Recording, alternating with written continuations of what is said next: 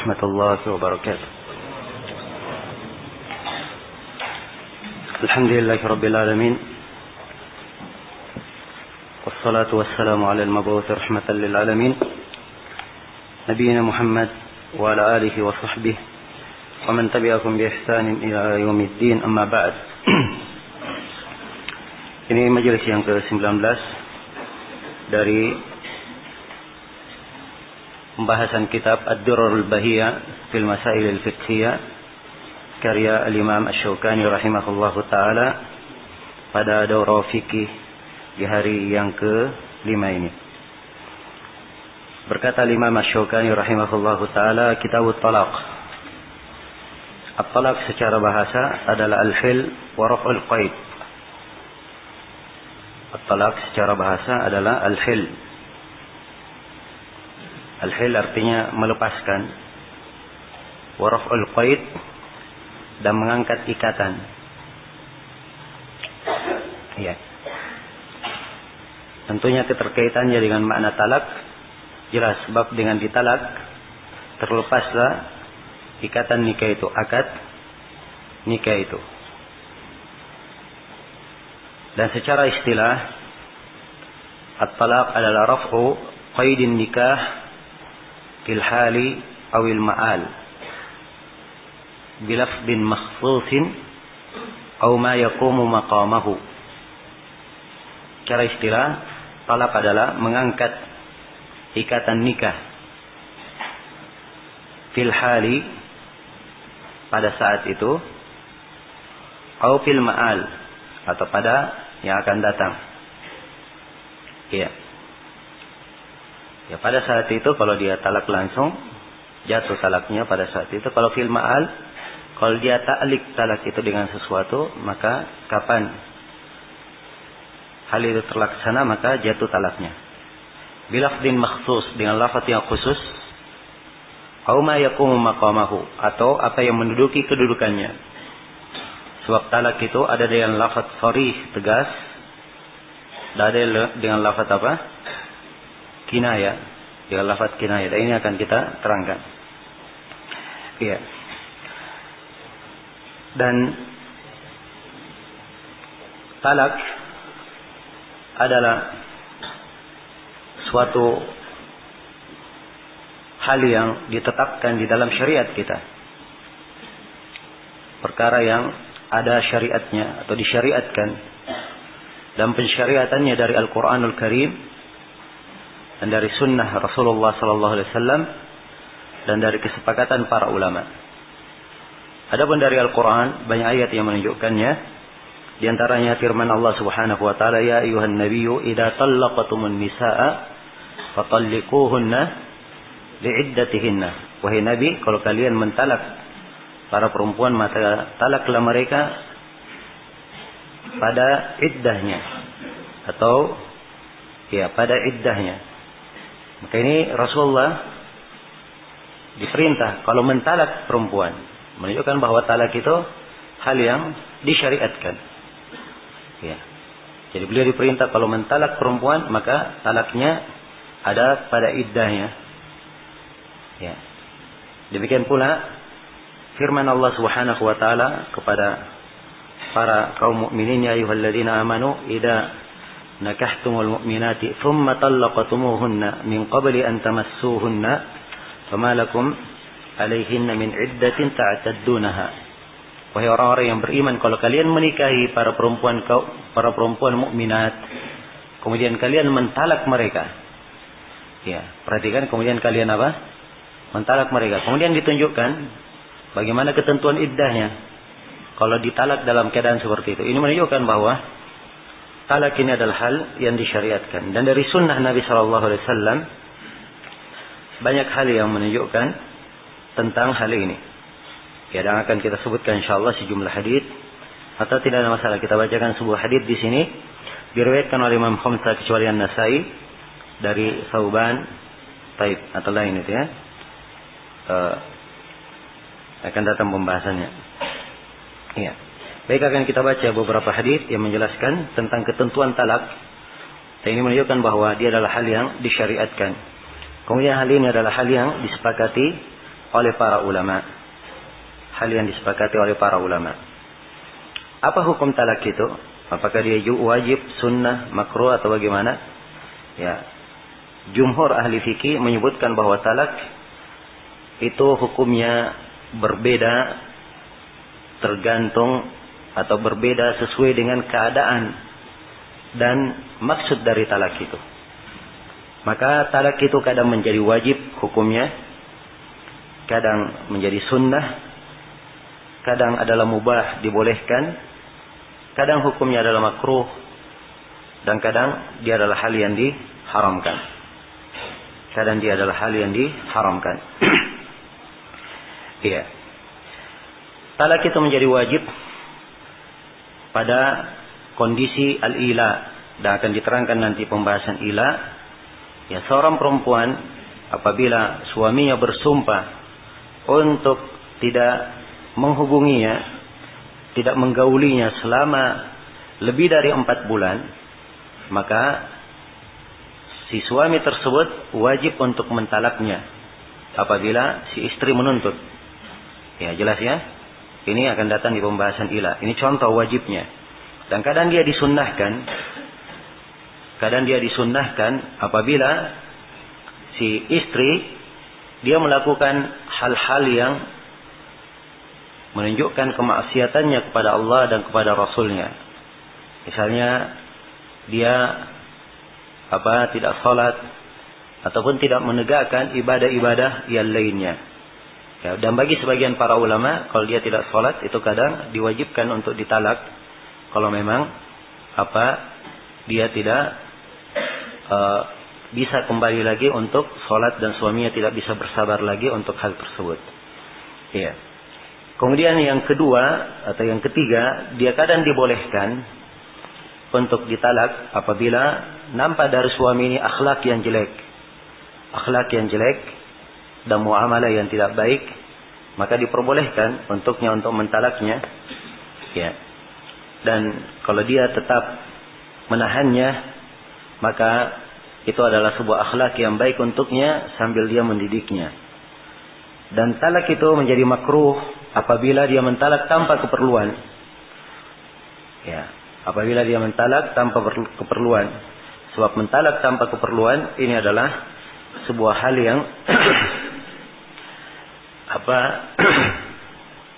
sebuah perkara yang dianggap jelek di dalam agama.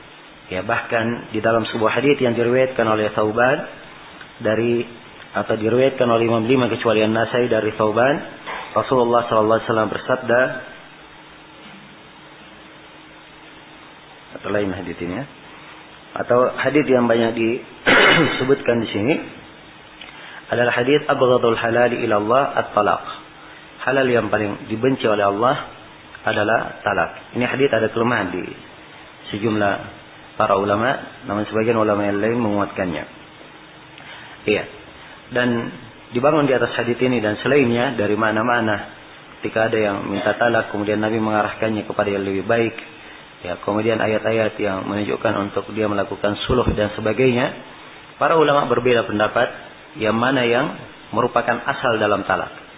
Apakah asalnya adalah boleh atau asalnya adalah tidak dibolehkan. Ya.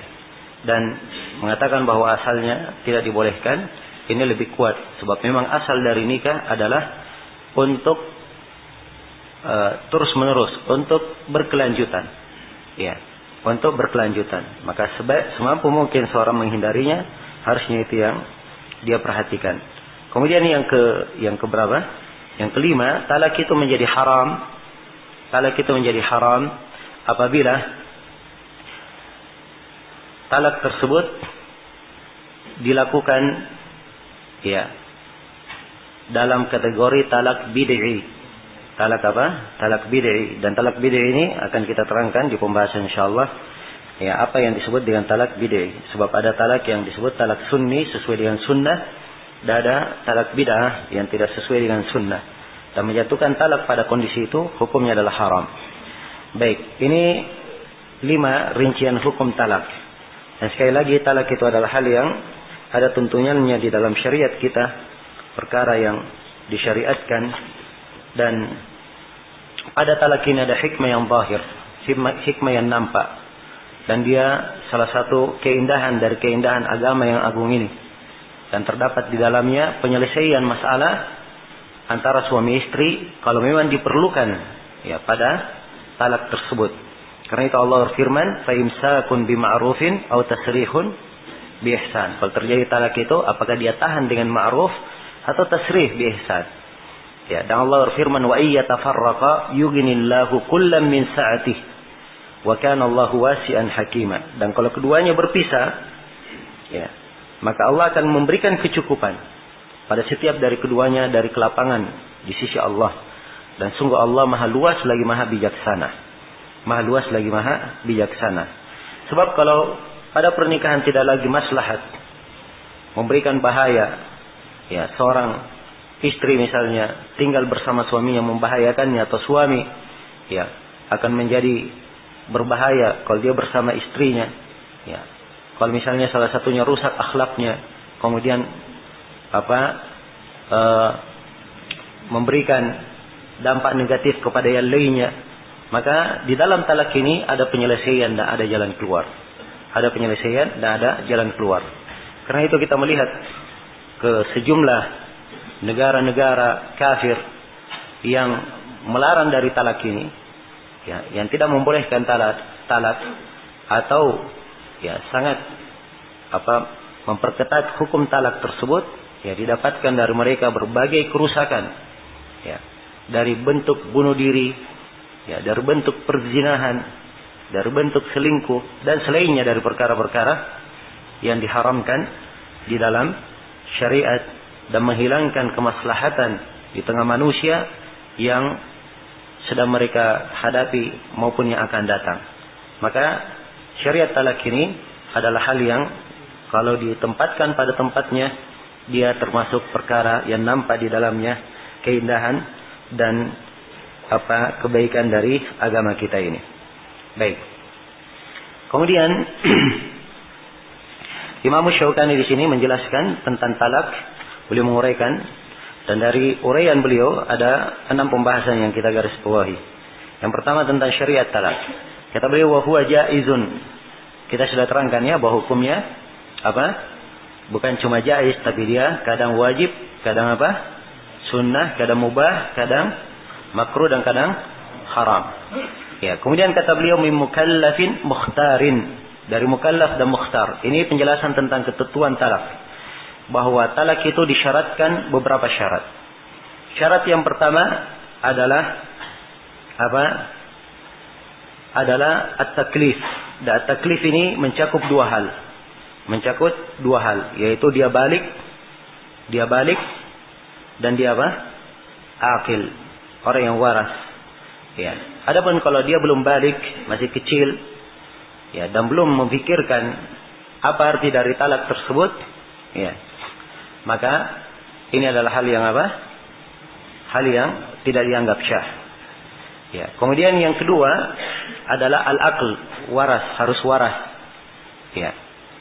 Nah, ya, kalau dia mentalak dalam keadaan tidak waras, dalam keadaan gila, maka ini talaknya tidak syah. Demikian pula kalau dia mentalak dalam keadaan marah sekali, yang akalnya tertutup, ya, dia tidak bisa memikirkan apa yang dia ucapkan, maka ini juga tidak jatuh, sebab disyaratkan al-aql. Demikian pula talaknya orang-orang yang mabuk, ya, mabuk dia mentalak istrinya, saya talak kamu sebanyak bintang di langit, ya, maka ini tidak jatuh talaknya. Jelas ya? Baik. Kemudian syarat berikutnya, atau sebelumnya harusnya diletakkan syarat paling awal, ya, bahwa talak itu datangnya dari suami. Ya, jelas ya, datangnya dari siapa? Dari suami. Kalau yang mentalak selain dari suami, maka itu tidak syah. Ya, kecuali kalau si suami mengizinkan, maka si suami berkata, ada yang mentalak misalnya, kamu adalah tertalak. Ya, dia berkata kepada perempuan. Kalau suamimu mengizinkan, ya, suaminya berteriak, iya, saya izinkan. Ya, maka ini terhitung Terhitung talak. Jelas ya? Namun saya perlu ingatkan bahwa Ya, di dalam masalah talak ini ada yang berlebihan dan ada yang apa? Terlalu bergampangan. Ya, ada yang berlebihan dan terlalu bergampangan. Apa yang disebutkan di negeri-negeri kafir itu adalah hal yang bentuk berlebihan di dalam masalah talak. Artinya dia berlebihan tidak menganggap talak tersebut. Ya, di dalam sebagian umat Islam ada yang terlalu bergampangan dengan talak. Terlalu bergampangan dengan apa? Mentalak. Sedikit-sedikit talak di lisannya. Sedikit-sedikit talak di lisannya. Dan ini tidak terpuji di dalam syariat kita. Sampai Ibnu Al-Qayyim menyebutkan di sebagian buku beliau, ya, kisah seorang yang mentalak 4 istrinya, ya, dalam satu hari. Ya, dia mentalak 4 istrinya dalam satu hari. Nah, masalahnya sepele, dia bertengkar sama istrinya. Yang pertama, ya, maka suaminya berkata, kamu saya talak. Ya. Datanglah istri yang kedua mengatakan, kenapa kamu talak si fulana? Kamu juga ikut-ikutan. Kamu saya talak. Ya. Ya, subhanallah. Datang lagi yang ketiga. Ya, kenapa kamu talak si fulana dan si fulana? Kamu juga, saya talak juga. Datang yang keempat juga seperti itu. Saya talak. Ya. Akhirnya dengar ribut-ribut di rumahnya. Maka istri tetangganya mendengar di sebelah. Ya. Ya. Dia berkata, ya fulan, kenapa kamu talak istri-istrimu? Ya, dia juga marah akhirnya. Dia katakan, kamu lagi ikut-ikutan. Kamu juga saya talak. Kalau suamimu mengizinkan. Ya. Maka suaminya berteriak dari sebelah, iya saya telah izinkan. Nah, ini adalah bentuk apa? Bergampangan, dan yang seperti ini adalah hal yang dicela oleh para ulama. Tentunya ini disampaikan hanya untuk memperingatkan bahwa di jalan yang seperti ini tidak muncul dari orang yang punya rushd dalam akalnya, tidak punya suluk yang baik di dalam akhlak dan agamanya. Ya, jelas ya. Maka Islam tidak seperti itu. Ya. Diatur talak itu sedemikian rupa, ya, sebagai solusi syar'i, ya, di dalam masalah yang terjadi antara suami dan istri. Baik. Jadi ini syarat-syarat talak. Yang pertama tadi apa? Hendaknya dia suami. Kemudian yang kedua, hendaknya dia balik. Yang ketiga, hendaknya dia berakal. Sisi yang keempat, Asy-Syaukani berkata mukhtar, dan dia mentalak dalam keadaan apa? Dengan ikhtiarnya, dengan pilihan sendiri. Yaitu dia memaksudkan dan dia memilih untuk mentalak. Jelas ya? Adapun orang yang dipaksa untuk mentalak, maka itu talaknya tidak syah. Orang yang dipaksa mentalak istrinya, terus dia katakan, iya, istriku saya talak, misalnya. Dia berkata kepada istrinya, kamu saya talak. Ya. Dia dipaksa, maka talaknya apa? Talaknya tidak syah. Talaknya tidak syah. Sebab siapa yang terpaksa dari umat ini, Allah mengangkat dosa darinya. Itu adalah hal yang dimaafkan darinya. Jadi harus dimaksudkan dan dia memilih untuk mentalaknya. Jadi ini 4 ketentuan, ya, talak tersebut. Karena itu Asy-Syaukani rahimahullah berkata mukhtar, mukallafin mukhtar. Dan kita sudah rinci semuanya ada berapa? Ada 4 syarat talak itu.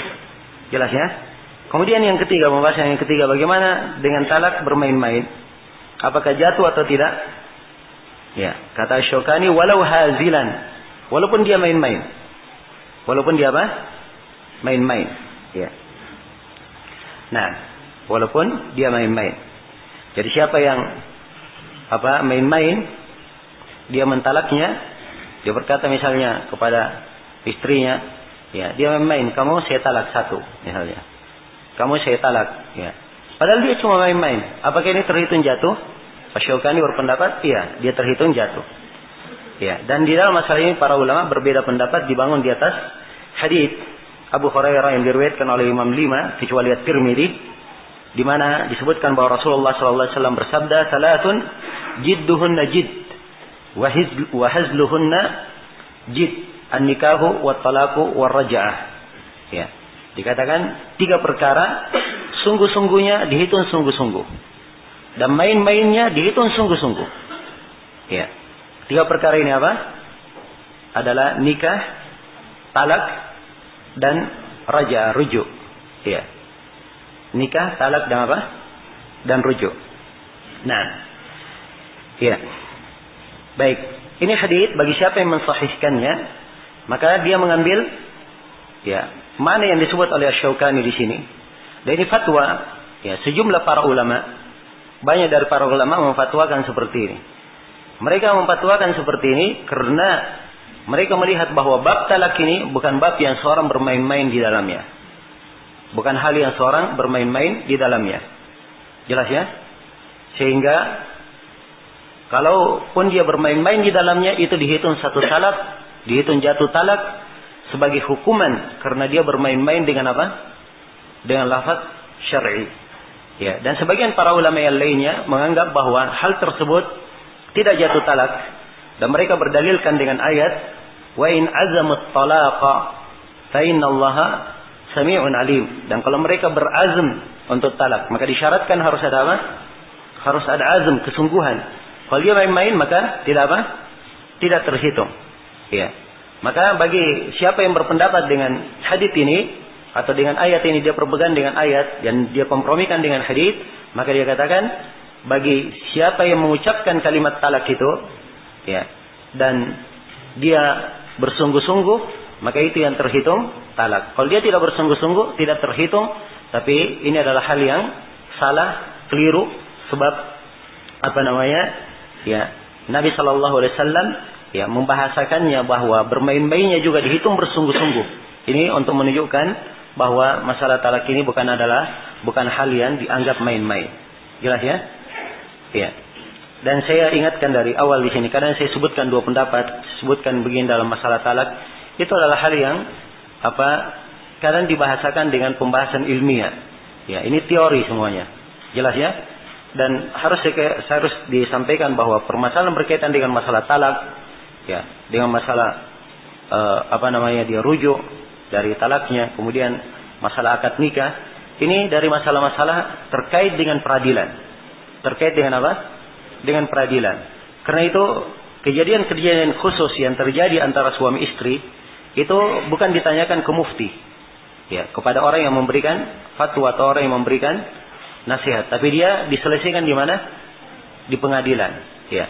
Karena itu yang kita lihat dari samt dan etika dari para ulama kita, ya, apakah itu seperti Mufti Saudi Arabia sekarang ini, ataupun Syekh Shalih Al-Fauzan, Syekh Abdul Ghudaiyan dan lainnya dari ulama besar, ya, juga Syekh Abdul Muhsin Al-Abbad dan selainnya. Kalau mereka ditanya tentang, ya, seorang lelaki berkata kepada istrinya begini, ya, kamu talak, apakah ini terus begini, apakah hukumnya? Maka biasanya Syekh itu menjawab, ini pertanyaan dibawa ke mahkamah. Nanti di sana qadhi yang melihat dan menjatuhkan apa? Menjatuhkan hukumnya. Ya, sebab kalau dijawab di majelis ini tidak cukup. Sebab kadang, ya harus dilihat bagaimana keadaan orang yang menjatuhkan talak itu, apa lafadznya di sana di mahkamah dirinci. Kemudian setelah dibangun di atas rincian dan kepastian, disitulah dibangun apa? Hukum tentang talak tersebut. Dia jatuh talak atau tidak? Jelas sampai sini? Iya. Kemudian adanya jatuh talak ini tentunya dia memberikan pengaruh hukum-hukum yang lainnya terkait dengan catatan pernikahan di pemerintahan. Iya. Sebab ini juga adalah hal yang ditertibkan dan diperhatikan di dalam syariat kita. Ya. Maka ini hendaknya menjadi etika atas setiap ikhwah, ya, bahwa tidak semua pertanyaan itu layak ditanyakan kepada ustaz siapapun. Ya, kalau memang pertanyaan itu berkaitan dengan hal-hal tertentu yang memang kaitannya adalah di peradilan atau di dalam masalah khusuma ataupun di masalah yang lainnya. Beda kalau dia minta nasihat, minta fatwa atau minta keterangan, minta pembahasan ilmiah, tidak ada masalah dia tanyakan kepada siapapun dari orang-orang yang berilmu. Tapi kalau masalah-masalah yang berkaitan dengan khusuma, masalah peradilan dan seterusnya, ini lain pintunya. Jelas ya? Maka harus dibedakan antara dua hal ini. Ini yang banyak terjadi kerancuan sehingga menimbulkan berbagai problem. Karena tidak membedakan antara masalah fatwa dan masalah al-qadha. Ya. Masalah fatwa dan masalah apa? Al-qadha. Kalau qadha itu ketentuan harus terlaksana. Ya. Misalnya dalam masalah ini ada dua pendapat. Di pengadilan diputuskan dengan pendapat A. Ya, orang yang diadili berpendapat dengan pendapat B. Dia tidak boleh mengatakan saya pendapat saya B, saya tidak mau ikut keputusannya si hakim. Tidak. Kalau qadha harus dia terima keputusan dari hakim. Ya, dia sependapat dengan itu dari sisi hukum syariat atau tidak, Kapan hakim sudah menjatuhkan hukum, itu yang harus apa? Dijalani. Kalau dia katakan dia terhitung talak, maka dihitung apa? Dihitung talak. Jelas sampai sini? Ya. Beda dengan fatwa. Fatwa itu hanya sekedar apa? Sekedar anjuran atau sekedar nasihat. Ya, sebatas itu saja, bukan hal yang apa? Dipastikan pada seseorang. Ya. Bukan hal yang dengannya langsung diambil. Ya. Jelas sampai sini? Ya, ini juga kadang terjadi, sebagian ikhwah kadang dia tanya kepada sebagian ustaz. Ya. Apa hukumnya misalnya orang yang kerja di mana di pegadaian misalnya. Ya. Apa hukumnya orang yang kerja di perpajakan misalnya. Ya. Maka si ustaz misalnya menjawab, kalau pajak sifatnya mengambil harta orang dengan batil, maka itu adalah tempat bekerja yang tidak benar. Ya, misalnya. Jelas ya? Ya. Maka datang orang yang bertanya ini, diarahkan jawaban si ustaz, diarahkan kepada orang yang kerja di pajak. Ya. Ini orang kerja di pajak, dia kerjanya tidak benar, akhirnya diboikot, dihajar dan lain sebagainya. Ya, ini dari kesalahan. Ya. Sebab si ustaz memberikan fatwa, bukan memberikan apa? Memberikan qada pada seorang, memberikan hukum, tapi dia memberikan apa? Sifatnya fatwa. Ya. Dan fatwa ini mungkin saja dia cocok untuk apa? Cocok untuk keadaan orang tersebut, dan mungkin tidak cocok. Mungkin tidak cocok. Jelas ya? Karena itu saya sebutkan bahwa kadang di sebagian masalah, seorang alim, seorang bertanya, pertanyaan yang sama, dia jawab A. Datang penanya yang kedua dengan pertanyaan yang sama, dia jawab apa? Dia jawab B. Karena itu saya ingatkan juga di sini, di pertemuan ini, bahwa seseorang mengambil fatwa-fatwa para ulama kita yang banyak dicetak sekarang, misalnya fatwa Syekh bin Baz, fatwa Syekh bin Utsaimin dan lainnya, diambil dari buku-buku fatwa itu, kemudian dia terapkan di keadaan tertentu, ya pada hukum-hukum tertentu, maka ini adalah hal yang tidak cocok. Hal yang apa? Tidak cocok. Sebab kadang seorang alim memberi fatwa pada kondisi tertentu. Maka di kondisi tertentu ini kalau diambil oleh seseorang, kemudian dia buat di kondisi umum, maka ini dia telah keliru memahami fatwa seorang alim. Jelas ya? Maka ini sangat penting sekali di dalam kita memahami kedudukan masalah itu. Masalahnya di mana? Apakah dia di permasalahan fatwa atau di permasalahan qada? Ya, apakah dia adalah hal yang hendaknya diselesaikan dengan cara melalui pengadilan atau bisa dengan cara diberi nasihat dan fatwa? Dan kalau seorang menjawab dengan sebuah pertanyaan, apakah itu jawaban hukum pada orang tertentu atau dia adalah sifatnya umum? Ini semua adalah hal yang penting untuk diperhatikan. Penting untuk diperhatikan. Baik, tidak memperhatikan hal-hal yang seperti ini, inilah yang menyebabkan sering kadang terjadi keributan di kalangan sebagian orang. Ya, wallahul musta'an. Baik, saya kembali. Ya, kita sekarang sudah menjelaskan tentang permasalahan yang ketiga, talak secara bermain-main. Ya. Kemudian kata Syaukani rahimahullah, ini pembahasan yang keempat, syarat-syarat talak yang sesuai dengan sunnah. Ya. Jadi beliau berkata talak ini boleh, bagaimana bentuk bolehnya? Liman kanat fi tuhrin lam yamassaha fihi. Ya, jadi dia boleh mentalak pada perempuan, ya, dia talak perempuan fi tuhrin, dalam masa sucinya. Masa suci yang dia belum menyentuhnya di situ. Maksudnya dia tidak berhubungan suami istri, ya. Dia tidak berhubungan dengan istrinya di masa suci tersebut. Di masa suci tersebut. Jelas ya? Ini ketentuan pertama. Jadi sini diterangkan tentang syarat talak sunni. Ya, talak yang sesuai dengan sunnah itu, ya ketentuan yang pertamanya perempuan itu ditalak di apa? Di masa apa? Di masa suci.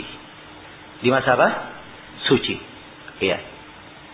Tidak boleh ditalak di masa haid. Karena itu beliau katakan wala talquha atau wala talaqaha fil haidati allati qablaha. Tidak boleh ditalak di mana?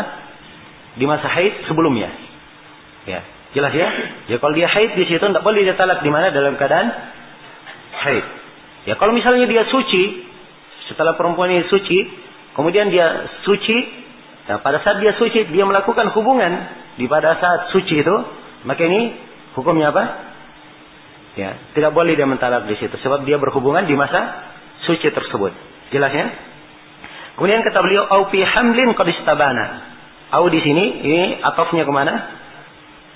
Atafnya ke atas ya. Jadi liman kanat fi tuhrin lam yamassaha fihi dan liman kanat fi hamlin qad istabana. Ya, begitu. Jadi boleh ditalak kalau dia di masa suci yang dia tidak digauli, ya. Si istri tidak digauli di masa suci itu, atau dia ditalak di masa dia hamilnya telah nampak apa? Dia hamil. Telah nampak dia hamil. Ya. Jelas ya? Jadi di sini penyebutan dua syarat. Talak sunni. Jadi syarat yang pertama dari talak sunni, perempuan itu tidak boleh ditalak di masa dia apa? Di masa dia haid. Ini syarat yang pertama. Syarat yang kedua, tidak boleh dia ditalak di masa suci yang dia di situ apa? Digauli oleh suaminya di masa suci itu. Jelas ya? Digauli di masa suci tersebut. Ini tidak diperbolehkan. Jadi misalnya, ya istrinya sekarang dalam keadaan haid. Ya, tanggal 1 sampai tanggal 5 dia haid misalnya. Maka di masa haid ini tidak boleh dia mentalaknya. Jelas ya? Begitu masuk masa suci, misalnya, masuk masa suci setelah tanggal 5, tanggal 6 dia suci, ya. Ternyata tanggal 6 ya melakukan hubungan suami istri, maka di masa suci ini seterusnya sampai dia haid, ini tidak boleh apa? Tidak boleh ditalak. Jelas ya? Tidak boleh ditalak. Kalau dia ingin talak nanti tunggu haid, setelah dia haid suci lagi baru dia mengapa? Mentalak di situ. Jelas ya? Maka ini menunjukkan bahwa seorang muslim itu ya punya akal dalam mentalak. Jangan tiba-tiba marah, tiba-tiba ini langsung berkata, "Sudah, saya talak kamu." Ya. Jelas ya? Tidak dia kuasai dirinya. Ya. Padahal dia ketika mentalaknya, ya baru saja kemarin dia berhubungan dengan apa? Dengan istrinya. Ya. Dan ini adalah hal yang keliru. Ya, hal yang keliru. Jelas ya?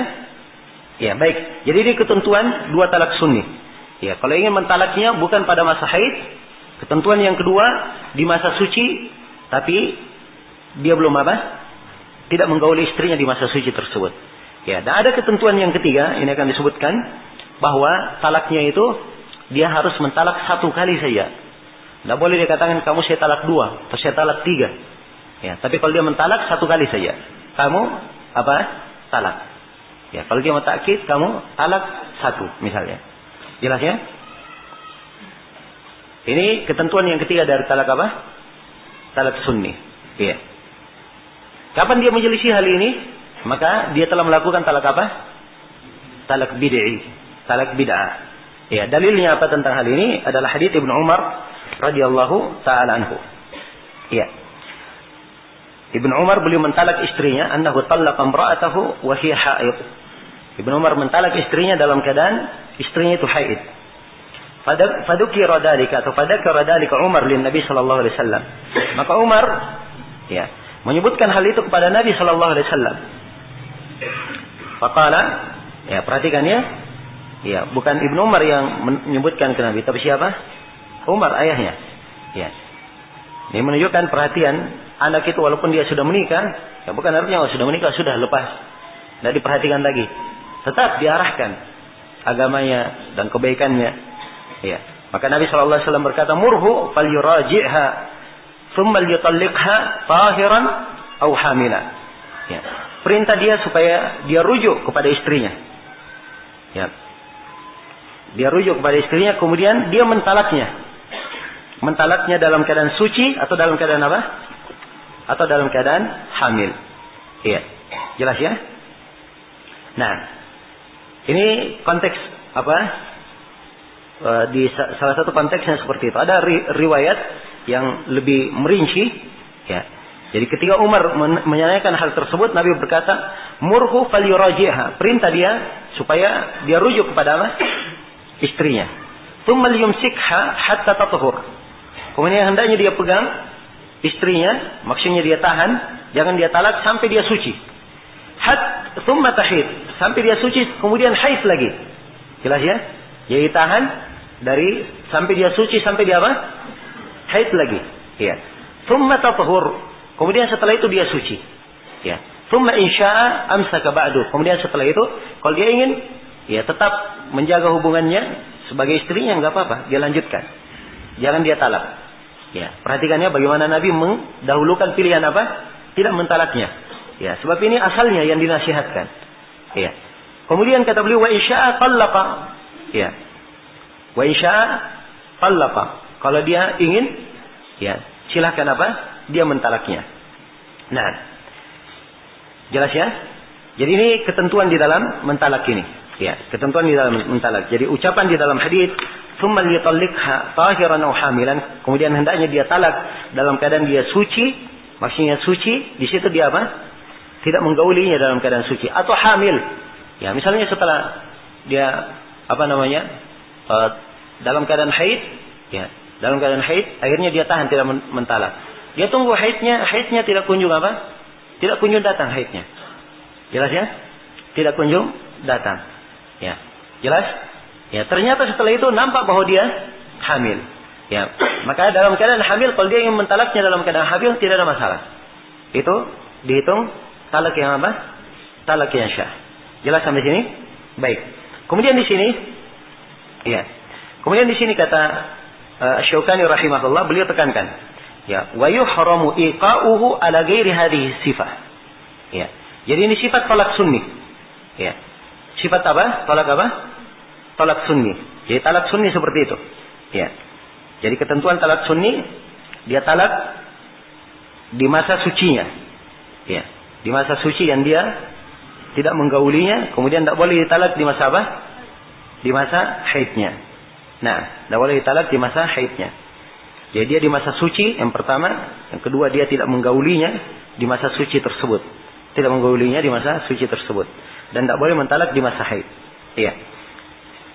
Nah, ini dua ya. Dan kita sebutkan bahwa dari syarat talak sunni juga tidak boleh ditalak apa lebih dari sekali. Dan ini akan kita bahas. Akan datang ucapan Asy-Syaukani. Jadi selain dari sifat ini, itu tidak diperbolehkan. Selain daripada sifat itu, tidak apa? Tidak diperbolehkan. Iya. Jadi kalau dia mentalak ya di masa haidnya, maka itu adalah talak apa? Talak bid'i. Iya.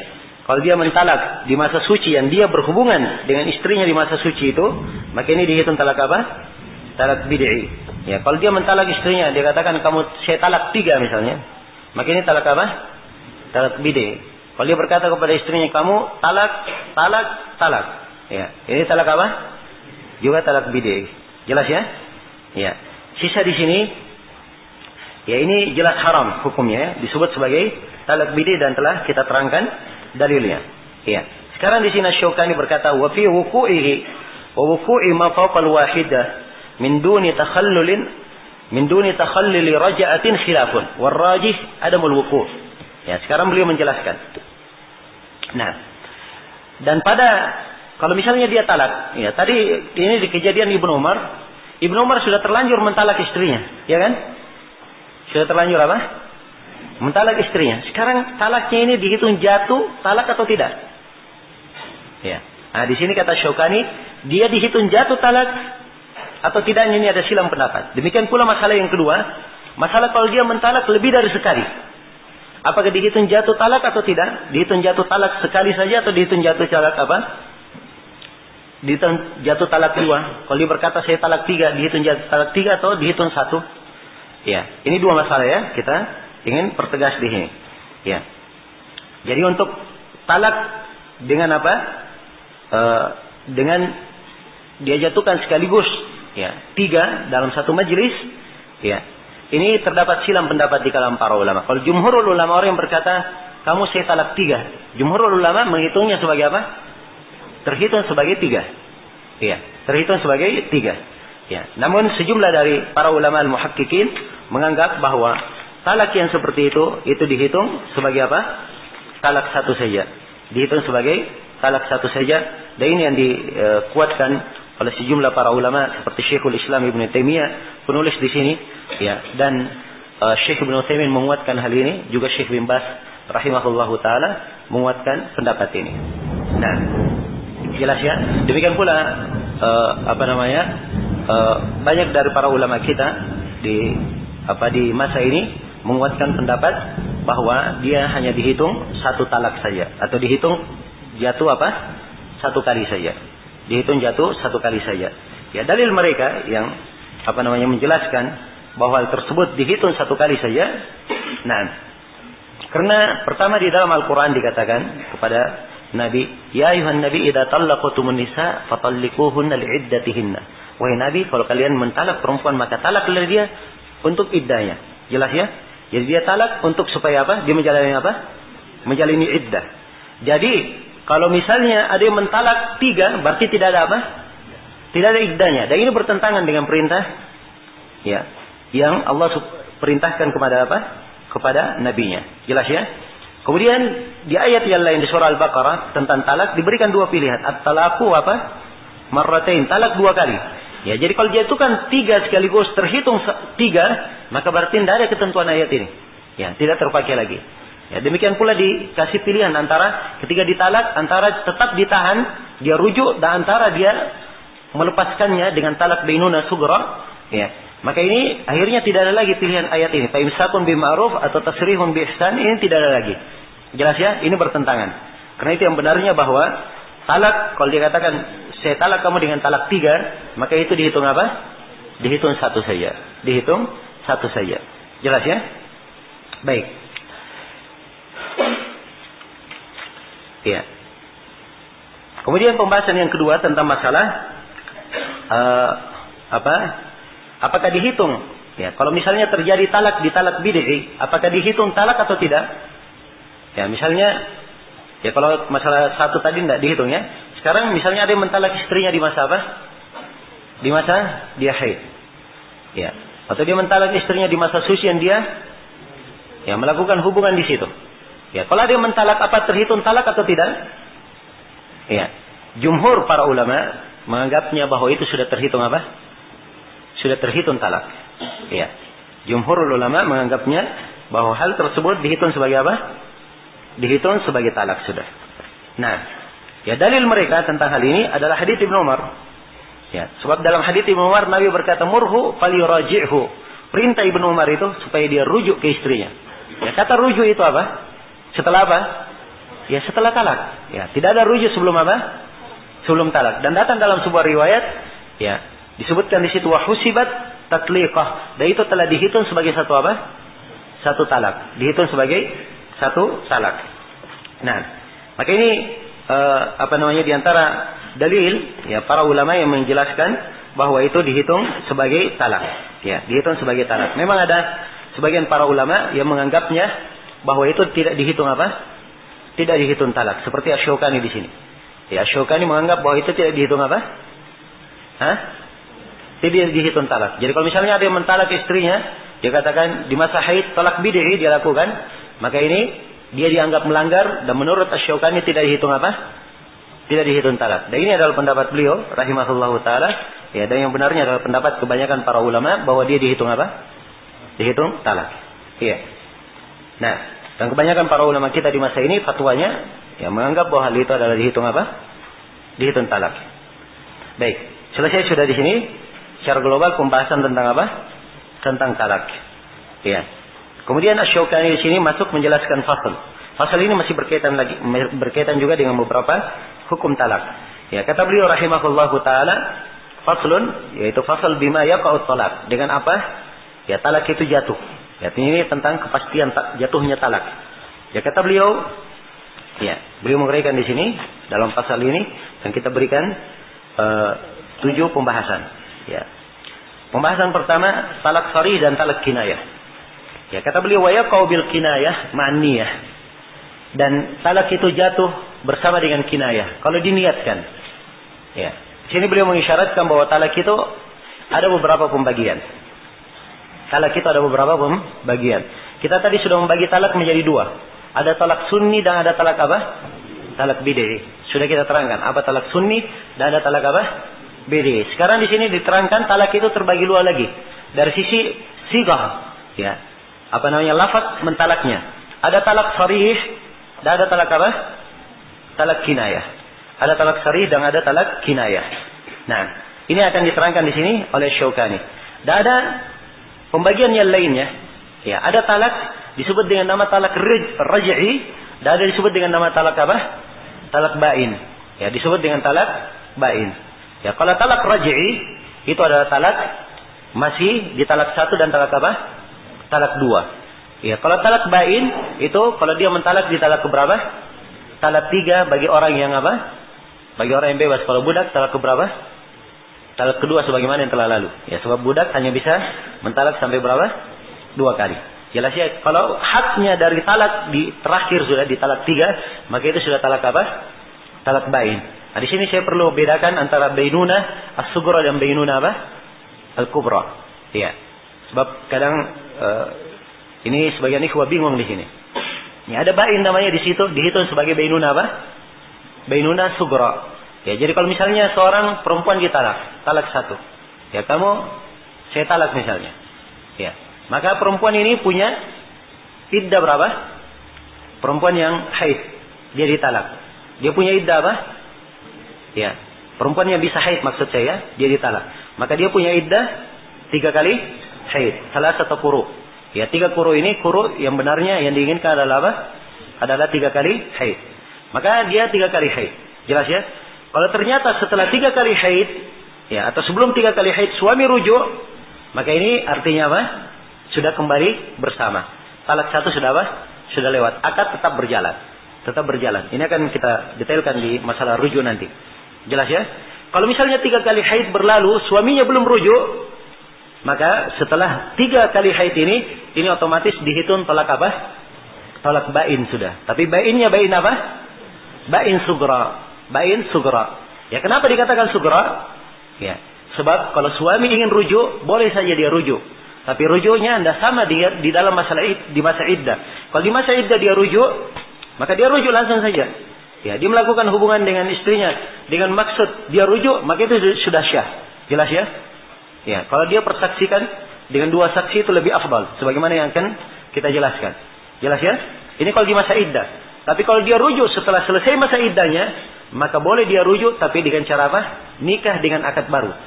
Ya, nikah dengan apa? Akad baru. Harus dinikahkan oleh wali lagi, harus ada apa? Saksinya lagi, harus bayar mahar lagi, ya, dan seterusnya dari ketentuan akad nikah. Ini kalau sudah lepas apa? 3 iddah. Ini bainunah apa namanya? Bainunah sughra. Kalau bainunah kubra, dia mentalaknya ditalak 3, maka ini hukumnya apa dalam Al-Quran? Fala tahillu lahu hatta tankiha zawjan ghaira. Tidak halal baginya sampai si perempuan ini nikah dengan apa? Suami yang lain. Sudah nikah dia dengan laki-laki yang lain, kemudian talak lagi, ya mereka pandang bisa kembali lagi, maka nikah setelah itu tidak ada masalah. Jelas ya? Ini perbedaannya. Baik. Jadi saya kembali kepada pembagian antara talak sharih dan talak apa? Kinayah. Talak sharih itu dengan talak yang jelas. Dia berkata, kamu saya talak misalnya. Kamu saya talak. Ya. Nah, ini jelas. Kata sharih di sini. Ya. Jelas ya? Tidak ada kata kinayah. Ya, kata kinayah. Misalnya, ya, pulang saja kamu ke rumah orang tuamu. Ya. Jelas ya? Ya, kamu pulang ke rumah orang tuamu. Ini talak apa? Talak kinayah. Ya. Dari sini penulis berkata, kalau dia talaknya kinayah, disyaratkan dengan apa? Jatuh talak kalau disyaratkan dengan apa? Ya, dengan niat. Ya, maka harus ada niatnya. Sebab kinayah ya mungkin dikinayakan, mungkin seperti ya, apa adanya. Jadi kalau misalnya dia kata pulang kamu ke rumah orang tuamu, dia marah-marah pulang ke rumah orang tuamu, ya maksudnya dia suruh pulang dalam artian apa? Ya sekedar ini apa? Sekedar pulang saja. Ya, jelas ya, bukan dia mentalaknya. Dia tidak maksudkan mentalak, tapi dia apa? Ya, dia tidak ingin sekarang ribut-ribut sama istrinya. Begitu misalnya maksudnya.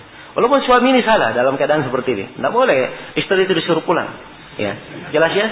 Walaupun dia sudah ditalak, tidak boleh disuruh pulang. Dia ini termasuk kesalahan orang-orang yang mentalak. Ya. Seakan-akan kalau istri sudah talak, saya sudah jatuhkan talak, sudah langsung disuruh bungkus pakaiannya pulang. Ya, tidak boleh. Ya, jelas ya. Karena itu disebutkan di dalam ayat, "Fala tukhrijuhunna min buyutihinna wa la yakhrujuna illa ayatina bi fahishatin mubayyinah." Tidak boleh dia disuruh keluar, tetap di masa iddah, tetap di rumahnya. Ya. Dan inilah faedahnya kenapa tetap di rumah. Ya, jelas ya. Ya. Tetap dia di rumah, tetap sama-sama. Sebab dia masih status apa? Status istri. Ya. Kalau misalnya suatu hari, ya Allah Subhanahu Wa Taala yang menghendaki ada kejadian yang menyebabkan dia rujuk, maka ya dia bisa rujuk lagi dan mungkin saja akan berubah keadaan setelah itu menjadi lebih baik dan lebih baik. Ya, jelas ya. Mungkin si istri sudah jera juga ditalak, ya. Dan mungkin si suami juga sudah jera berpisah dengan apa? Istrinya. Ya, jelas ya. Karena itu disebutkan la'allallah yuhditsu ba'da dzalika amra. Barangkali Allah mengadakan perkara setelah itu. Ya, jelas ya? Baik. Jadi kinayah ini disyaratkan, kalau kinayah dia harus dengan apa? Harus dengan niat. Ya, karena itu, ya, di dalam hadits Aisyah yang diriwayatkan oleh Imam Al-Bukhari disebutkan tentang Ibnul Jaun, ya, atau Bintul Jaun, ya, Al-Kilabiyah. Bintul Jaun ini, ya, dia dinikahi oleh Nabi. Jelas ya? Dinikahi oleh Nabi. Ya, ada kisahnya ya, panjang dalam hal ini. Yang jelas akhirnya perempuan ini berkata kepada Rasulullah, ketika Rasulullah masuk kepadanya, "A'udzu billahi minka." Ya, saya berlindung kepada Allah daripada kamu. Dia berkata begitu kepada Nabi. Maka Nabi SAW berkata kepadanya, "Laqad 'udti bi'azim, ilhaqi bi ahliki." Ya, sungguh kamu telah berlindung dengan Allah yang Maha Agung. Ya. Karena dia berkata, "A'udzu billahi minka." Maka kata Nabi, "Ilhaqi bi ahliki." Pulanglah kamu ke keluargamu. Ya. Kalimat ini, "Ilhaqi bi ahliki," pulanglah kamu ke keluargamu. Ini kalimat apa? Ini kalimat talak. Jelas ya? Kalimat talak. Perhatikan lafadznya. Tapi di dalam hadis Ka'ab bin Malik tentang kisah beliau takhalluf, ya, jadi ringkas ceritanya, ketika Nabi SAW perintah, ya, sudah di hari ke-40 Ka'ab bin Malik dihajar, ya. Hari ke-40-nya Nabi perintah lagi dengan perintah baru, ya. Dengan perintah baru bahwa hendaknya kamu menjauhi istrimu. Ya, menjauhi istrimu. Maka Ka'ab bin Malik bertanya, "Ya Rasulullah, utallikuha amma da'af'al?" Saya talak dia atau bagaimana yang saya lakukan? Kata Nabi, "Bal i'tazilha, fala taqrahha." Ya, kamu jauhi saja, jangan kamu dekati, bukan ditalak. Maka Ka'ab bin Malik berkata kepada istrinya, "Ilhaqi bi ahliki." Pulanglah kamu kepada apa? Keluargamu. Ini dihitung talak atau tidak? Ya, tidak dihitung talak. Sebab Ka'ab bin Malik memang hanya menjalankan perintah Nabi, tidak ingin mentalaknya. Ini kalimat kinayah. Ya, jelasnya digunakan dengan niat talak, maka dia jatuh jatuh talak. Kalau dia tidak niatkan, maka dia tidak jatuh talak. Jadi ini ucapan Asy-Syaukani rahimahullah, ya, dengan kinayah terhitung jatuh talak. Kemudian kata beliau, "Wa bit takhyiri idza ikhtaratil furqah." Demikian pula terhitung talak kalau dikasih pemilihan. Ya, dikasih pemilihan. Ya. Misalnya dikasih pemilihan oleh suaminya. Ya, kamu saya beri pilihan. Ya. Kamu saya talak atau kamu tetap bersama saya. Ya. Ternyata si istri memilih sudah. Kalau begitu saya memilih talak. Ya. Maka pada saat dia memilih talak sudah terhitung jatuh talak. Ya, dalilnya adalah hadits Aisyah dalam As-Sahihain. Ya. Disebutkan oleh Aisyah, "Khayyarana Rasulullah sallallahu alaihi wasallam fakhtarnahu." Ya. Fakhtarnahu. Ya, Nabi sallallahu alaihi wasallam memberikan pilihan kepada kami. Ya. Memberikan pilihan kepada kami, maka kami memilih beliau. Maksudnya kami memilih beliau tetap tetap ya bersama beliau. Jelasnya? Baik. Kemudian kata Syaukani rahimahullah, "Wa idza ja'alahu az-zawju ila ghairihi waqa'a minhu." Kalau si suami, ya, menjadikan talak ini kepada selainnya, ya. Kalau si suami menjadikan talak ini kepada selainnya, maka talak itu adalah adalah telah jatuh. Iya. Ini masalah taukil. Suami mewakilkan untuk mentalak. Ya, dan mewakilkan untuk mentalak ini adalah hal yang diperbolehkan. Hal yang diperbolehkan. Nah, ya, sebab asalnya akad itu boleh diwakilkan, ditunjukkan oleh dalil umum, dan khusus untuk masalah talak ini boleh diwakilkan.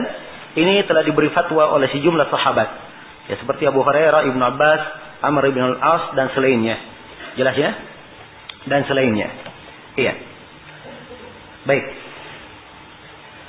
Kemudian kata beliau rahimahullah, "Wala yaqau bit tahrim." Dan talak ini tidak jatuh dengan lafaz Dengan lafaz tahrim, dengan lafaz pengharaman. Ya, kalau dia katakan kepada istrinya, "Engkau adalah haram terhadapku." Ya, engkau adalah haram terhadapku. Apakah terhitung talak? Ya. Di sini Asy-Syaukani rahimahullahu taala berkata bahwa itu tidak dihitung jatuh talak. Itu tidak dihitung jatuh talak. Nah, iya, tidak dihitung jatuh talak. Dan beliau berdalilkan dengan ayat, "Ya ayuhan nabiyyu lima tuharrimu ma ahallallahu laka." Wahai Nabi, kenapa engkau menghalalkan atau mengharamkan apa yang Allah halalkan bagimu? Iya. Dan beliau juga berdalilkan dengan hadits Ibnu Abbas. Ya, dengan hadits Ibnu Abbas dalam As-Sahihain, ya, di mana Ibnu Abbas berkata, "Idza harrama ar-rajulu imra'atahu fahiya yaminun yukaththiruha. Ya.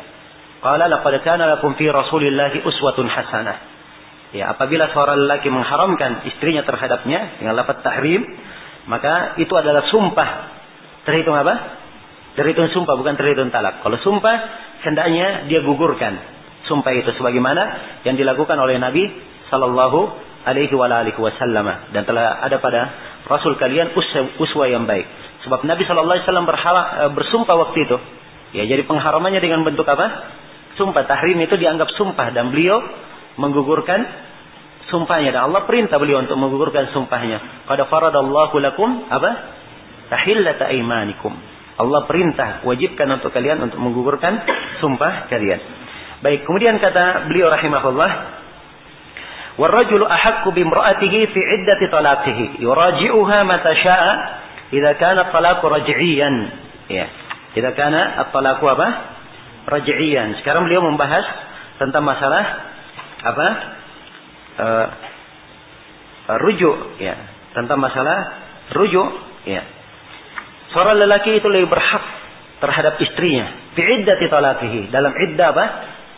Iddah talaknya, ya. Jadi pada iddahnya, ya, si suami itu lebih berhak terhadap siapa? Terhadap istri, ya. Yuraji'uha mata syaa. Ya, dia rujuk kepada istrinya kapan dia kehendaki. Kapan dia kehendaki. Nah, ini dalilnya ayat Al-Qur'an. Allah Subhanahu wa taala berfirman, "Wa bu'ulatuhunna apa? Ahaqqu bi raddihinna." Ya. Wa bu'ulatuhunna ahaqqu bi raddihinna fi dzalika in aradu apa? Islaha. Ya. Wa bu'ulatuhunna, dan suami-suami mereka itu lebih berhak untuk mengembalikan mereka, maksudnya merujuk mereka dalam hal itu. Kalau mereka memang menginginkan islah, ya, menginginkan islah. Dan Allah Subhanahu wa taala berfirman, "At-talaqu marratan." Talak itu ada dua kali. Ya. Jadi talak yang bisa rujuk dua kali. Fa imsakun bima'ruf atau tasrihun bi ihsan. Dia imsak bima'ruf, setelah dia talak bisa dia imsak dengan ma'ruf atau dia tasrih bi ihsan. Ya. Dia biarkan tapi dengan ihsan. Jelas ya? Dan demikian pula di ayat yang lain, fa idza balagna ajalahunna fa'amsikuhunna bima'rufin aw farikuhunna bima'ruf. Kalau sudah sampai iddah dari perempuan itu, maka hampir selesai iddahnya, maka amsikuhunna, tetap tahan mereka. Ya, kalau disuruh tahan berarti suruh apa? Suruh rujuk. Atau farikuhunna, berpisahlah dengan mereka dengan cara yang apa? Semuanya dengan cara yang ma'ruf. Ya. Kalau ditahan dengan ma'ruf, berpisah dengan cara apa? Ya ma'ruf. Dan ini peringatan ini kepada sejumlah ya suami istri. Ya, kalau sudah bercerai, wasibut. Ya, istrinya menghantam suami, ya suaminya menghantam kemana? Ya, ke istrinya. Wah, ini memang si anu dulu begini, dia memang tidak bagus dan seterusnya. Ini adalah hal yang tidak diperbolehkan. Haram orang yang seperti ini. Jelas ya? Walaupun ada masalah apa yang ini, maka tidak boleh dia menyebarkan hal-hal yang dia pandang aib padanya. Ya, padahal dulunya mereka adalah sepasang suami istri. Maka berpisah dengan ma'ruf.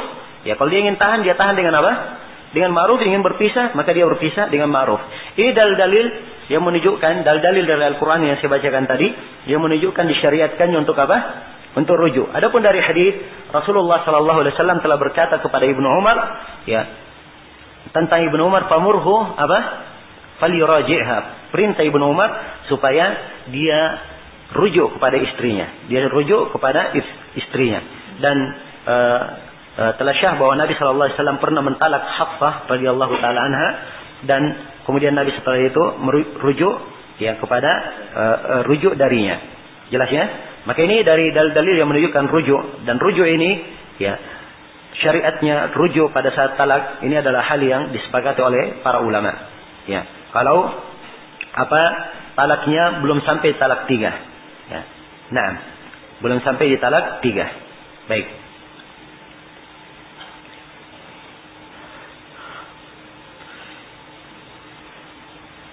Ya. Kemudian di sini untuk rujuk itu, ya, untuk rujuk disyaratkan oleh para ulama sejumlah syarat yang merupakan syarat syahnya rujuk.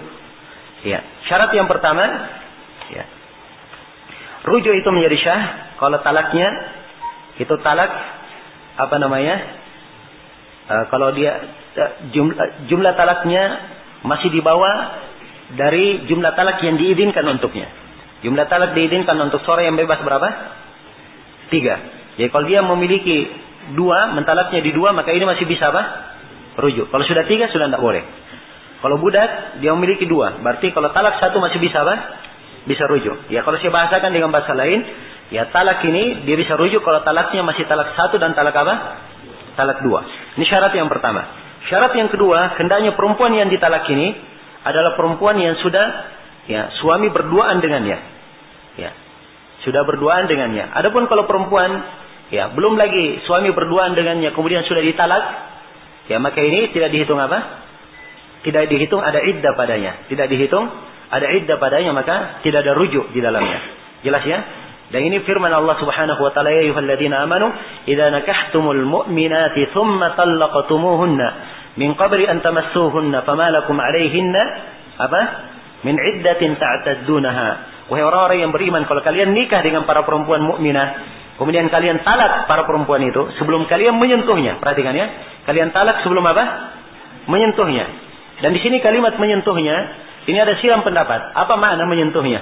Apakah berduaan, sekedar dia berkhalwat misalnya, masuk dalam kamar berdua, walaupun belum terjadi hubungan, setelah itu dia talak, apakah ini terhitung? Atau berduaan, ya, menyentuhnya dalam artian sudah sebelum dia melakukan hubungan. Ya, kalau sudah berduaan tapi belum melakukan hubungan, maka dihitung apa? Menurut pendapat yang kedua belum dihitung apa? Belum dihitung menyentuhnya. Yang mana yang diinginkan?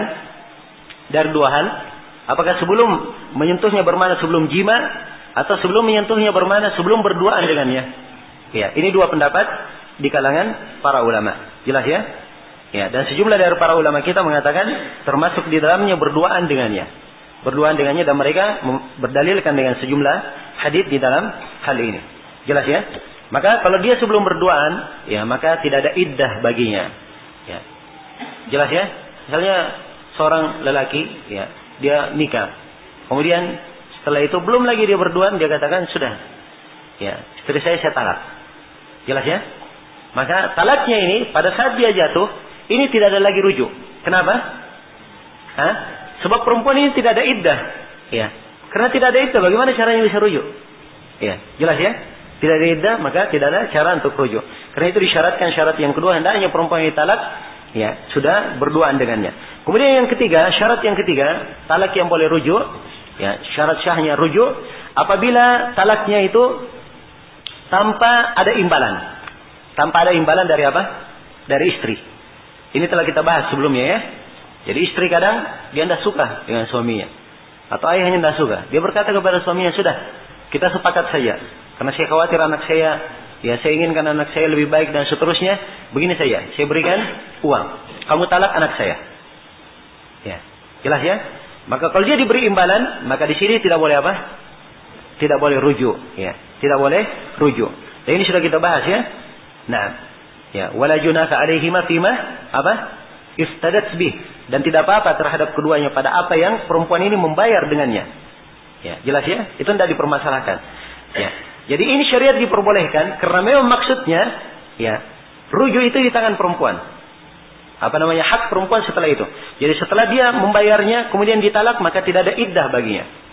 Tidak ada iddah baginya, cukup satu kali dia apa? Satu kali dia haid saja untuk menunjukkan rahimnya apa? Rahimnya kosong, setelah itu dia boleh apa? Boleh menikah. Kalau suami, ya suami yang dulu ingin menikahinya lagi, ya, misalnya dia berkata lagi kepada istrinya yang sudah dia talak, ya istrinya bayar kemudian dia talak, ya, cerita-cerita akhirnya mau kembali misalnya, ya maka harus dengan apa? Harus dengan akad baru. Ya, harus dengan apa? Akad baru. Adapun rujuk langsung saja kembali rujuk tidak ada. Ya, ini ya apa namanya? Bukan ya. Bukan tempat, bukan rujuk seperti itu. Sebab dia dengan membayar. Jadi syarat yang ketiga, hendaknya talak itu tanpa apa? Tanpa ada imbalan. Kemudian syarat yang keempat, ya, hendaknya talak itu pada nikah yang sahih, pada nikah yang syah. Ya, adapun kalau dia talak di nikah yang memang tidak syah, maka ini tidak ada rujuk. Ya, jelas ya? Tidak ada rujuknya. Sebab memang asal nikahnya apa? Tidak syah. Kemudian yang keberapa? Yang kelima, dan hendaknya rujuknya ini, syarat bolehnya rujuk, hendaknya rujuk ini adalah di masa iddah. hendaknya rujuk tersebut di masa apa? Di masa iddah. Dan kita akan terangkan. Ya, masa iddah itu berapa lama dan setiap perempuan yang ditalak itu bagaimana jenisnya dan berapa lama dia iddah. Ini kita akan terangkan insyaallah taala. Jelas ya? Jadi saya tekankan di sini yang kelima, rujuknya di masa apa? Di masa iddah. Ya. Nah. Kemudian yang keenam, ya. Yang keenam, syarat yang keenam disyaratkan bahwa rujuknya tersebut dengan lafaz yang apa? Dengan lafaz yang langsung tegas, ya.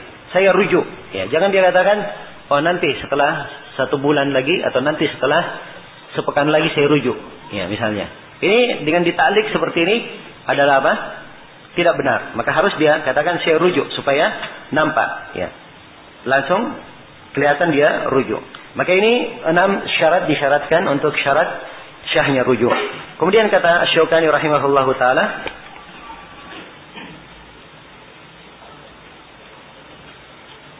ya. Ini sudah ya pembahasan yang ke-6 kita. Sekarang pembahasan yang ke-7, hukum talak bain. Kata beliau, wala tahillu lahu ba'da tsalitsah hatta tankiha zaujan ghairahu.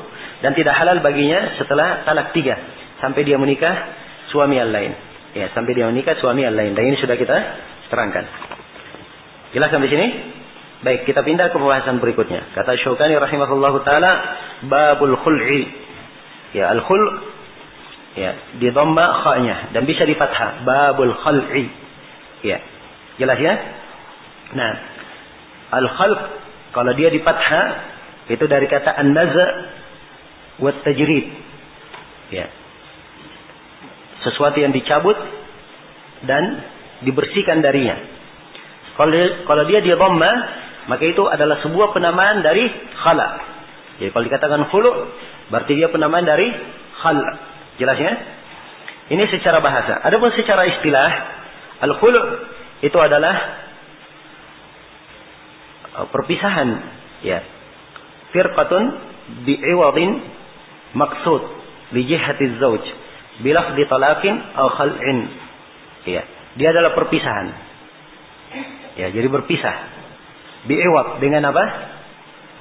Dengan iwad, dengan imbalan yang dimaksudkan. Ya. Untuk suami. Ya, dengan lafaz talak atau dengan lafaz apa? Khulu. Ya. Jelas ya? Jadi ini makna khulu. Jadi khulu misalnya, ya. Ya, secara global pembahasan tentang khulu ini, ya, bahwa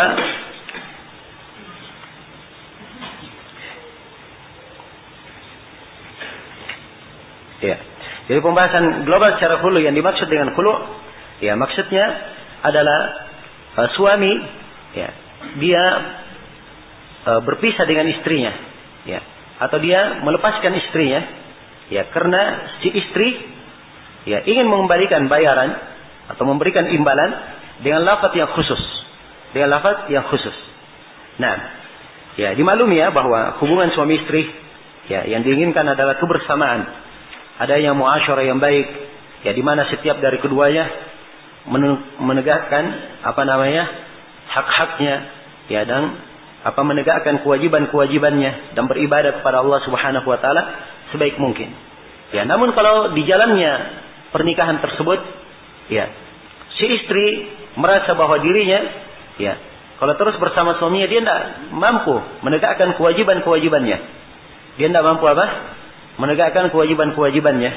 Ya, mungkin karena, ya, kadang dia tidak benci kepada suaminya, tapi kadang ada suatu hal yang menyebabkan, ya, dia tidak bisa menegakkan kewajiban-kewajiban tersebut. Maka di sini si istri boleh meminta boleh meminta khulu. Ya. Ini dari keadilan, ya, yang Allah Subhanahu wa taala berfirman dalam Al-Qur'an, "In khiftum alla yuqima hududallahi fala junaha 'alaihima fi maftarat bih." Kalau kalian khawatir keduanya tidak bisa menegakkan batasan-batasan Allah, ya, maka tidak apa-apa keduanya itu, ya, untuk keduanya pada apa yang perempuan bayar dengannya. Ya, dan kalimat ini mencakup hal yang telah kita sebutkan tadi tentang talak bi'iwad, itu lain lagi masalahnya. Dan ini masuk di dalam pembahasan Pembahasan khulu. Ya, masuk di dalam pembahasan khulu. Nah, jelas ya? Jadi, ya, ini dalil dari Al-Quran. Adapun dalil dari hadits Nabi sallallahu alaihi wasallam tentang khulu ini adalah kisah, istri Sabit bin Qais ibn Syammas radhiyallahu taala anhu. Sebagaimana kisah ini diriwayatkan oleh Ibnu Abbas ya dalam hadis riwayat Al-Bukhari. Nah, bahwa istri dari Sabit datang kepada Rasulullah sallallahu alaihi wasallam. Ia berkata, "Ya Rasulullah, inni ma'utibu alaihi fi khuluqin waladin, walakin akrahul kufra fil Islam." Ya. Nah, katanya, "Ya Rasulullah, sesungguhnya saya tidak mencela Sabit di dalam akhlak, tidak pula dalam agama." Maksudnya dia akhlak dan agamanya apa? Baik. Tapi saya tidak menyenangi kekufuran dalam Islam. Maksudnya kufur di sini apa? Kufur terhadap suami. Dalam artian dia tidak bisa apa? Mensyukuri suaminya. Ya. Dia khawatir akan jatuh di dalam dosa. Ya. Tetap tinggal bersama suaminya. Maka Nabi Shallallahu Alaihi Wasallam bersabda kepadanya, "Ataruddina alaihi hadiqatah?" Apakah kamu mau kembalikan kebunnya Sabit? Ya, kebun yang diberikan sebagai apa? Sebagai maharnya. Ya, ini menunjukkan bahwa kadang mahar bisa aja mahal ya. Ya, kebun itu bukan murah ya, diberi kebun. Ya, jelas ya? Baik. Qalat na'am. Maka si istri berkata iya. Ya, saya kembalikan. Faqala Rasulullah sallallahu alaihi wasallam, maka Nabi berkata kepada Sabit, "Iqbalil hadiqah wa talliqha tatliqah." Ya, terimalah hadiqahnya dan talaklah dia dengan satu kali talak. Jelas ya? Nah, maka ini menunjukkan bahwa khulu itu adalah hal yang disyariatkan. Ya, boleh seorang itu khulu. Ya. Dan apakah khulu ini dihitung sebagai talak atau tidak? Ya, ini letak silang pendapat di kalangan para ulama. Ya. Nah, jelas ya, dalam hadis Ibnu Abbas riwayat Abu Daud dan Tirmidzi disebutkan bahwa setelah itu Nabi perintah, ya, Nabi perintah kepada istri Sabit bin Qais untuk melakukan iddahnya selama 1 kali haid. Ya, jadi kalau iddahnya 1 kali haid dihitung talak atau bukan? Ya, bukan talak. Sebab iddah nanti kalau perempuan yang ditalak, ya, kalau dia talak terhitung talak tentunya 3 kali apa? 3 kali haid kalau dia perempuan haid yang bisa haid. Sebagaimana yang akan datang penjelasannya. Tapi tatkala dia haid cuma sekali saja, itu menunjukkan istibra. Dan yang seperti ini biasanya kalau nikahnya fasakh, ya bukan talak. Jelas ya? Jadi ini menunjukkan bahwa khulu bukan apa? Bukan talak. Iya. Adapun hadis yang disebutkan talliqha tatliqah, ini tidak konteks ini, ya walaupun disebut dengan kata talak, tapi maksudnya dia adalah apa? Khulu. Dan khulu itu bisa dengan lafaz talak. Karena itu di definisi kita sebutkan dengan lafaz talak atau apa? Khulu. Iya. Baik, dan para ulama mensyaratkan syahnya khulu itu dengan beberapa syarat.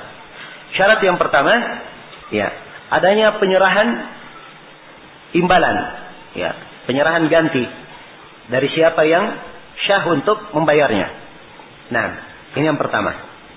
Kemudian yang kedua, ya. Nah, khulu ini muncul dari seorang suami yang syah untuk mentalak. Jadi sudah kita sebutkannya syarat talak apa? Ada berapa syarat talak tadi? Ada 4 ya. Dia dari suami, balik, akil dan apa? Dia maksudkan. Kalau dia syah kalau mentalak, maka dia syah pula untuk apa? Mengkhulu. Maka disyaratkan dia muncul dari suami yang syah kalau dia mentalak. Nah, kemudian syarat yang ketiga, ya, dia tidak melakukan apa? Ibal kepada istrinya, sehingga istri itu membayar. Jelas ya? Nah, ya. Jadi si suami ini ya tidak sengaja melakukan perbuatan-perbuatan yang dengannya si istri apa? Si istri menjadi marah, akhirnya minta apa? Minta khulu. Ya. Ini dilarang di dalam Al-Quran. Karena itu di dalam Al-Quran dikatakan wala ta'dhuluhunna apa? Litadhhabu bi ba'dhi ma ataitumuhunna. Ya. Dan jangan kalian melakukan ribal kepada istri-istri kalian. Ya. Jangan dia membahayakan istrinya dalam muasyarah, ya. Ya. Terus istrinya diperlakukan tidak baik. Terus dia perlakukan apa? Ya. Tidak menyenangkan. Supaya istrinya bosan dan muak bersamanya, akhirnya istrinya berkata, "Ayo kita khulu. Saya kembalikan kemarin semua maharnya." Ya. Dia memang sengaja menunggu itu dari istrinya. Ya. Sebab kalau dia mentalak, ya, maka dia tidak dapat apa-apa, kan begitu? Ya. Tapi dia sengaja membuat istrinya seperti itu, akhirnya istrinya marah dan minta khulu, akhirnya dapat apa? Ya, dia memberikan maharnya. Maka tidak boleh seperti ini. Jadi kalau dia nampak, ya, membuat istrinya seperti itu, maka ini tidak syah khulu'nya. Jelas ya? Tidak syah khulu'nya. Nah, kemudian yang keempat, ya, hendaknya dengan lafaz khulu'. Hendaknya dengan lafaz khulu'. Iya, jelas ya? Hendaknya dengan lafaz khulu'. Baik. Dan Syekh Shalal Fauzan beliau punya pendapat di dalam masalah talak khulu' ini, apakah dia terhitung talak atau terhitung khulu'? Ya, kata beliau kalau dia dengan lafaz khulu' maka dia dihitung khulu'. Ya. Kalau dia dengan lafaz khulu' maka dia dihitung apa? Dihitung khulu'. Atau dia dengan lafaz kinayah talak, ya, kalau dia dengan talak atau dengan lafaz kinayah talak maka dihitung dengan talak. Dihitung dengan apa? Dengan talak. Itu pendapat beliau, ya, hafizahullah, beliau mengkompromikan antara dua riwayat. Nah,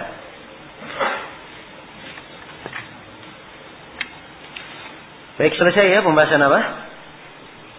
Pembahasan khulu' ini di apa, tentang apa? Tentang syariat dan ketentuannya. Ya, baik, kita baca ucapan Imam Syaukani supaya lebih jelas. Ya, saya sudah terlanjur menjelaskan semuanya, harusnya kita baca satu-satu sambil kita jelaskan. Tapi tidak apa-apa, kita baca ulang. Imam Syaukani berkata, ya, di sini ada 6 pembahasan yang kita garis bawahi. Kata beliau, idza khala ar-rajulu imra'atahu, apabila seorang lelaki melakukan khulu' kepada istrinya, kana amruha ilaiha, maka perkara ini kembali kepadanya. La tarji'u ilaihi bimujarratir raja'ah, tidak kembali lagi kepadanya sekedar rujuk apa? Hanya dengan sekedar apa? Dengan sekedar rujuk. Nah, ini tadi pembahasan. Kalau dia terhitung talak, maka boleh rujuk kalau talak, ya kan? Kalau dia terhitung fasakh, maka tidak boleh apa? Tidak boleh rujuk sebab dia membayar. Dan ini yang benarnya, sebab dia apa? Dia membayar. Nah, jadi sekedar dia rujuk itu tidak boleh, sekedar rujuk. Ya, harus akad baru kalau ingin rujuk. Harus apa? Akad baru. Ya, kemudian kata beliau, wa yajuzu bil qalili wal katsir ma lam yujawiz ma sara ilaihi minhu fala. Kata beliau, dan boleh, ya, dan boleh dengan sedikit maupun banyak. Ya. Dengan sedikit maupun apa? Banyak.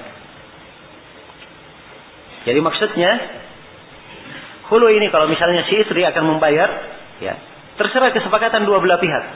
Dia mau bayar sedikit boleh, mau bayar banyak boleh.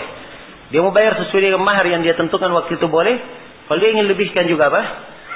Boleh. Tapi kalau dia lebihkan, ya, untuk memakan harta ini lain lagi masalahnya. Ya, itu adalah hal yang dicela. Ya, karena itu di pembahasan perempuan, ya, atau suami yang ingin beristri lagi, ya, dia sengaja kasih istrinya, ya, harta yang banyak supaya dia mau ditalak atau dia minta khulu', ya, dia minta khulu' supaya dia bisa maksudnya di dalam Al-Qur'an disebutkan di ayat, ya, si istri dia tidak ingin suaminya, maka dia minta, ya, kepada suami kepada suami itu untuk dibayar, ya, supaya dia lepas dari itu, minta bayaran yang mahal. Maka ini tidak boleh, tidak halal untuk diambil. Karena itu dikatakan dalam Al-Quran, wa in aradtum istibdala zawjin makana zawjin wa ataitum ihdahunna qintara fala ta'khudhu minhu syai'a. Ya. Apabila kalian menghendaki mengganti suami dengan suami dan kalian memberikan salah seorang darinya, ya, sebanyak qintar, dan qintar ini disebutkan harta yang sangat banyak sekali. Ya. Harta yang sangat banyak sekali. Maka jangan kalian mengambil darinya. Ini menunjukkan bahwa sesuatu yang terlalu banyak, dia minta hal yang lebih sampai masuk dalam perkara seperti ini, itu adalah hal yang tidak diperbolehkan. Tapi kalau dia lebih, ya, di kadar yang keduanya bersepakat, tidak ada masalah. Ya, jelas ya? Kemudian kata beliau, wala budda min at-tarabi baina az-zawjaini 'ala al-khulu'. Ya.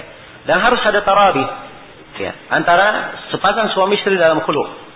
Ya, kalau misalnya sepasang suami istri, ya, saling ridha khulu', maka tidak ada masalah.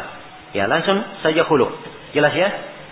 Au ilzamul hakim ma'a syiqaqi bainihima. Atau seorang hakim mengilzam, ya, dengan memisahkan antara keduanya. Ya. Ini dibahas oleh para ulama, apakah khulu' itu harus di mahkamah atau boleh ada keridhaan antara dua belah pihak saja, kumpulkan keluarganya dan suaminya mengatakan saya khulu'. Ya. Jelas ya, dari sisi pembahasan fikih, ya, ini mungkin saja seperti yang dikatakan oleh Asy-Syaukani rahimahullah, bahwa, ya, mungkin seorang suami mengkhulu' dengan tarabi, ya, tidak harus hakim yang mengkhulu'nya, Ya, tapi dari sisi yang lainnya itu harus dipertimbangkan di negeri mana dia hidup. Di negeri mana dia apa? Dia hidup. Kalau dia hidup di negeri yang ada catatan sipilnya tentang siapa menikah dan pernikahan, maka harusnya khulu'nya di mana? Ya, harusnya khulu'nya di pengadilan supaya dia tahu bahwa ini sudah apa? Sudah khulu' dan cerai. Ya, kalau dia cuma khulu' antara sama mereka saja, di pengadilan tetap tercatat menikah, maka ini adalah hal yang apa? Hal yang membahayakannya. Adalah hal yang membahayakannya. Jelas ya? Karena itu sering saya tekankan dan kembali saya tekankan lagi. Ya, kadang kita melihat ada dua pendapat di sini. Ternyata di sebagian tempat tidak cocok diuraikan dua pendapat tersebut. Misalnya dikasih pendapat di sini boleh khulu antara suami istri, dua-duanya saling ridha. Ya, jelas ya? Dan boleh juga dihadiri dengan hakim di pengadilan. Boleh. Dua-duanya boleh. Tapi di sebuah negeri harus semuanya lewat pengadilan. Ya. Jelas ya? Semuanya lengkap dengan catatan sipil dan si perempuan juga berbahaya. Ya.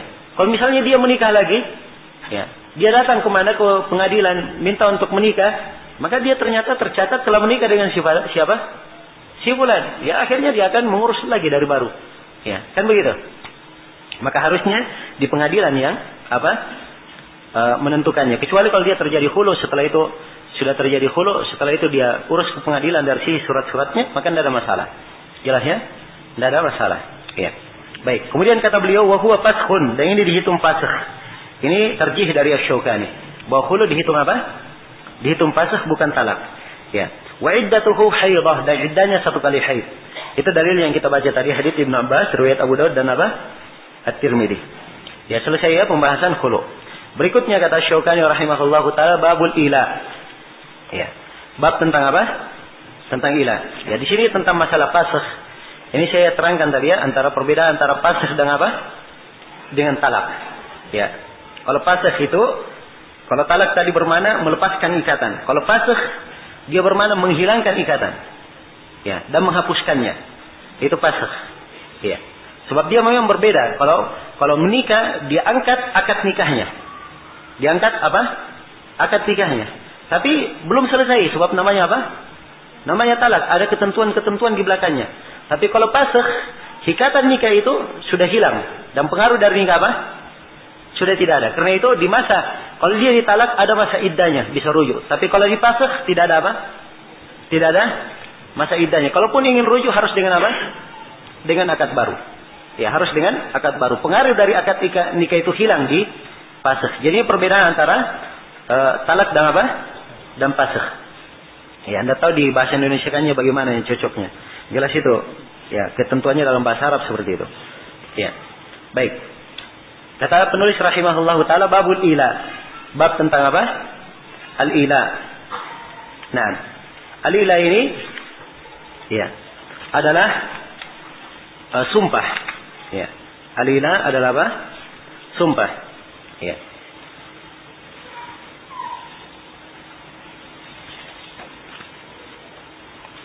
Nah, jadi secara bahasa lila adalah bersumpah. Dia apabila seorang berkata ala yuli ilaan, berarti dia bersumpah. Dia bersumpah. Nah itu ada ya dalam sebagian hadits, dalam riwayat Muslim, ada orang yang bersumpah.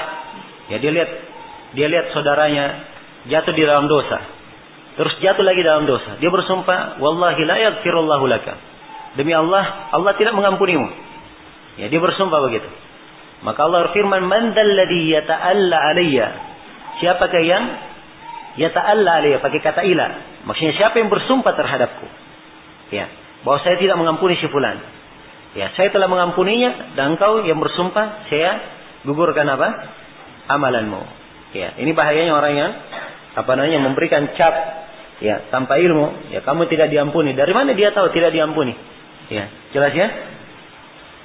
Nah, berucap atas nama Allah Subhanahu wa taala tanpa ilmu. Ya, baik. Jadi ini al-ila, dia bersumpah. Dan para fuqaha memberi definisi tentang ila ini bahwa ila adalah sumpah dari seorang suami. Ya. Sumpah dari seorang suami ya.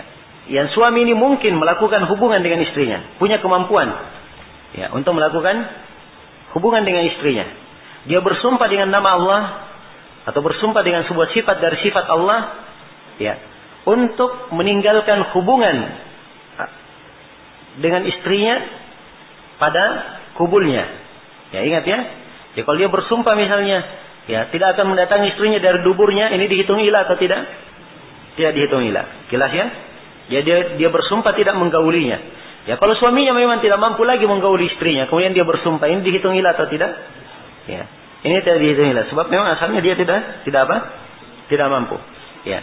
Kemudian kelanjutan dari definisi, dia bersumpah selama-lamanya atau bersumpah lebih dari 4 bulan. Ya. Kalau ini terjadi, maka dia telah terhitung apa? Terhitung ilah. Maka saya berikan kesimpulan dari definisi yang kita bacakan tadi, bahwa sesuatu hal dikatakan sebagai ilah dengan 5 syarat, 5 ketentuan. Yang pertama, ilah ini datangnya dari suami yang punya kemampuan menggauli apa? Istrinya. Ini syarat yang pertama. Syarat yang kedua, ya, dia bersumpah dengan nama Allah atau dengan sifat dari sifat Allah. Jelas ya? Syarat yang ketiga, dia bersumpah untuk tidak menghubungi istrinya, tidak menggauli istrinya pada apa? Pada kubulnya, ya, pada kemaluannya. Ya. Kemudian yang keempat, syarat yang keempat, ya, dia bersumpah untuk tidak menggauli istrinya lebih dari 4 bulan. Lebih dari apa? 4 bulan. Ya. Dan syarat yang kelima, ya, hendaknya si istri itu istri yang mungkin untuk dia apa? Dia gauli. Ini 5 syarat. Apabila syarat ini terpenuhi, maka dia telah dikatakan melakukan ilah, dan hukum ilah apa? Telah berlaku padanya. Hukum ilah itu diterangkan di dalam Al-Quran. Hukum ilah diterangkan di dalam Al-Quran. Allah Subhanahu wa taala berfirman, "Lilladzina yu'luna min nisa'ihim tarabbusu 4 ashhur. Fa in fa'u fa innallaha ghafurur rahim. Wa in azamu at-talaqa fa innallaha apa? Sami'un alim." Dan bagi orang yang melakukan ilah kepada istrinya, maka dia hanya diizinkan tarabbus berapa? 4 bulan. Fa in fa'u, kalau mereka rujuk, fa innallaha ghafurur rahim, maka sungguhnya Allah pengampun dan apa? Penyayang. Maksudnya dia rujuk dari sumpahnya, yaitu dia batalkan sumpahnya. Dia bayar kafarah terhadap apa? Sumpahnya. Maka Allah Maha Pengampun lagi apa? Maha Penyayang. Wa in azamut talaqa, dan kalau mereka mengazamkan untuk talak, fa innallaha sami'un alim, maka sungguhnya Allah Maha mendengar lagi Maha apa? Maha mengetahui. Sini disebut 2 nama, Maha mendengar lagi Maha mengetahui. Ini apa? Ancaman, ya. Hendaknya semua bertakwa kepada Allah dalam menggunakan lafaz talak. Allah Maha mendengar lagi Maha apa? Mengetahui. Dan hendaknya orang yang mengilah istrinya bertakwa kepada Allah. Ya. Kalau sudah lebih 4 bulan istrinya menuntut agar supaya diceraikan, maka dia wajib untuk apa? Ya, wajib untuk menceraikannya. Dan Allah Maha mendengar lagi Maha mengetahui. Begitu maksudnya. Jelas ya? Maka dengan ini kita telah mendefinisikan tentang definisi ilah, dan telah kita terangkan, ya, waktu dari ilah ini. Dan di sini Asy-Syaukani rahimahullah menjelaskan tentang ilah. Beliau berkata, "Huwa ayyahlifa az-zawju min jami'i nisa'ihi atau ba'dihinna la aqrabuhunna."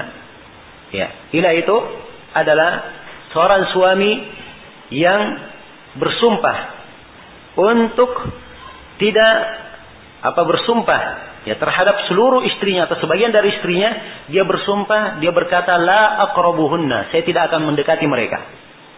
Ya, mendekati mereka artinya apa? Ya, tidak menggaulinya. Nah, kata beliau, fa in waqqata biduni arba'ati ashhur i'tazala hatta yanqadi ma waqqata bih. Ya, kalau dia memberikan waktu kurang dari 4 bulan, maka hendaknya dia melakukan sumpahnya.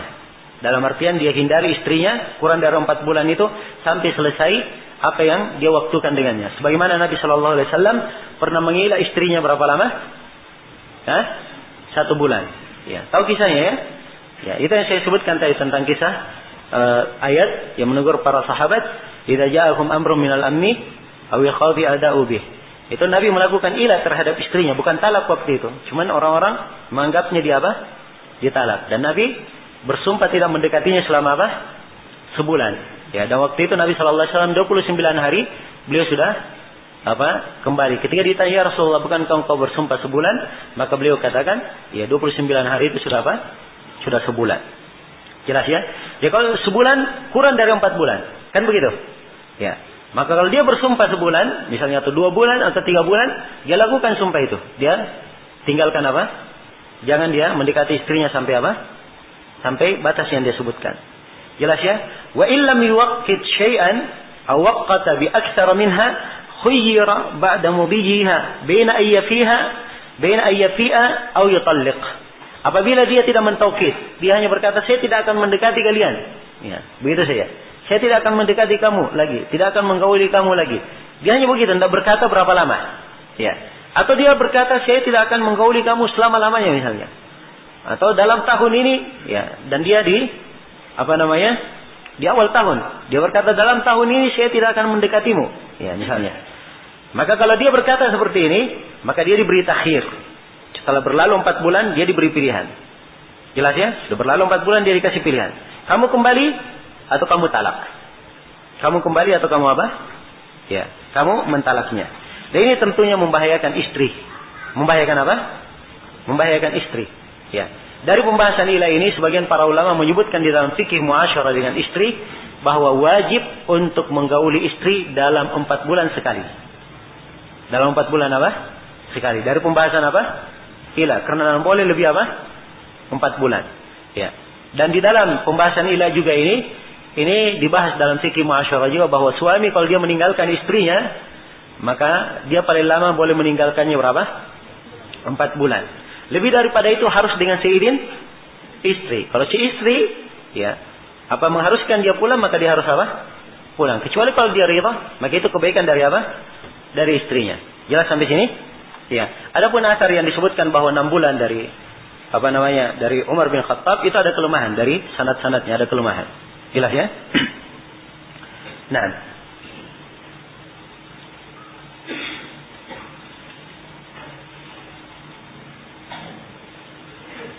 Ya. Baik, selesai sudah ya berkaitan apa yang berkaitan dengan masalah pembahasan ilah ini. Saya kira jelas ya?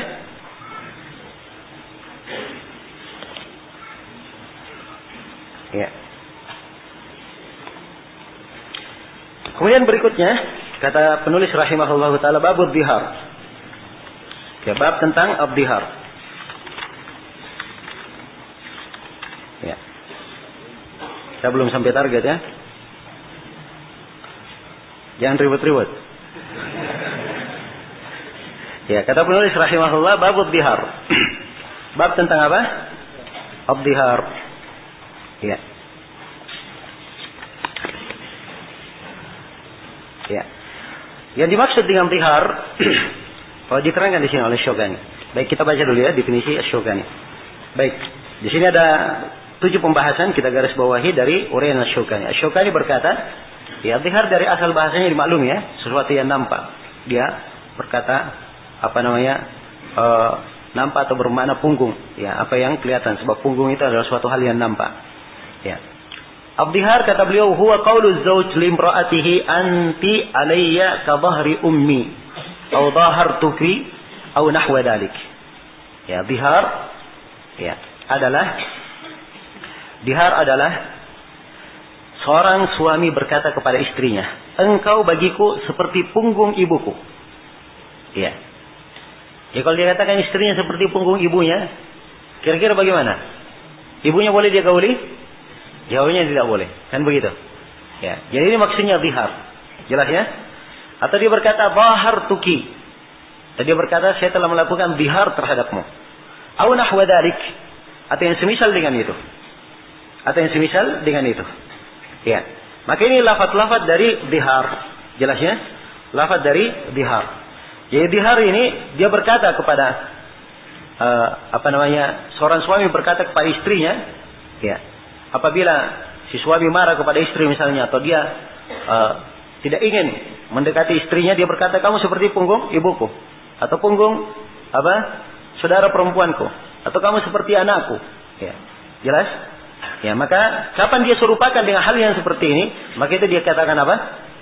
Dikatakan dhihar.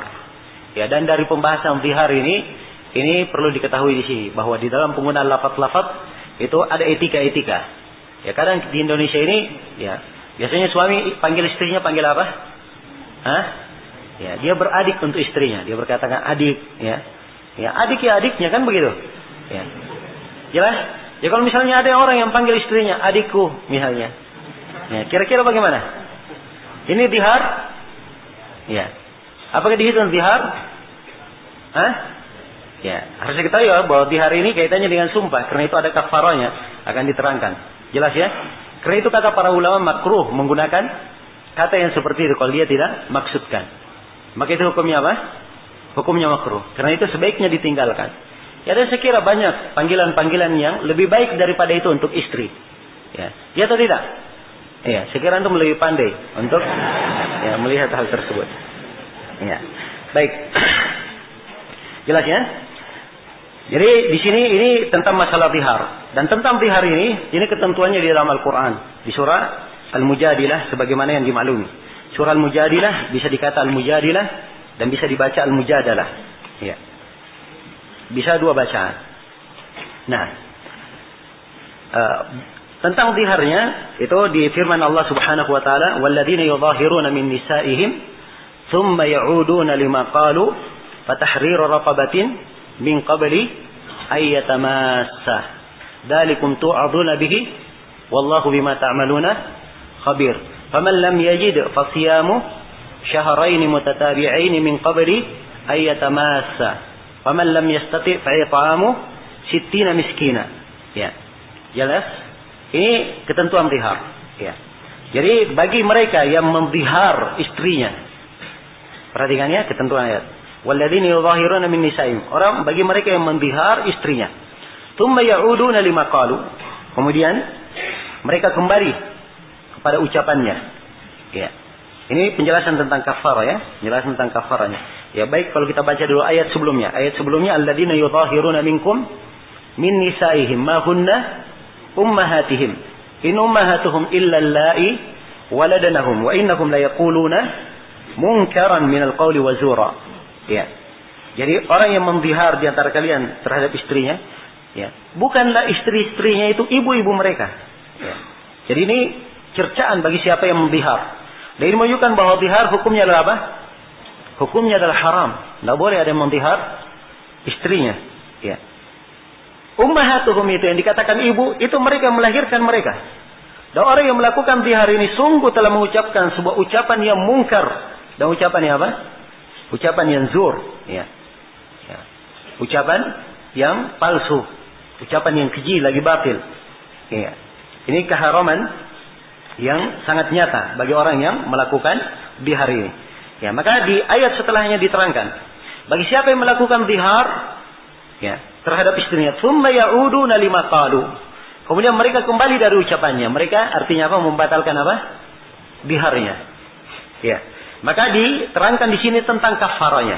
Diterangkan tentang apa? Alhamdulillah. Alhamdulillah. Ya. Diterangkan tentang kafarahnya. Ya. Jadi kafarah yang pertama disebutkan fatahriru raqabatin min qabli ayatamassa. Dia membebaskan seorang budak. Ya. Sebelum keduanya bersentuhan. Sebelum keduanya apa? Berhubungan. Ya, jadi tidak boleh. Ya, dia bersentuhan, berhubungan sebelum dia apa? Sebelum dia membayar kafarah. Ya, sebelum dia membayar kafarah. Dan ini kisah tentang zihar ini haditsnya panjang ya di dalam apa namanya? Musnad Imam Ahmad, Sunan Abi Dawud dan Tirmidzi, haditsnya dihasankan oleh Syekh Al-Albani dari Salamah ibn Sakhar. Nah, dari Salamah bin Sakhar disebutkan tentang kisah zihar. Ya, kisah yang panjang. Ya, beliau katakan saya adalah seorang perempuan yang diberikan kemampuan jima yang tidak diberikan kepada selain saya. Ya. Nah, maksudnya dia apa? Ya, ada agak ada kelebihan sedikit ya daripada yang lainnya. Maka begitu masuk Ramadan, dia melakukan zihar kepada siapa? Kepada istrinya. Sampai di akhir bulan. Ya. Sampai di akhir bulan. Ya, bahkan sisa sedikit bulan itu akhirnya di suatu malam, ya. Di suatu malam maka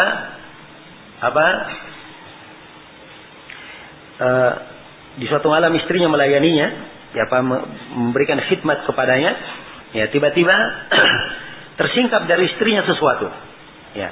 Maka kata beliau, fawasabtu 'alaiha. Saya pun melompatinya. Ya.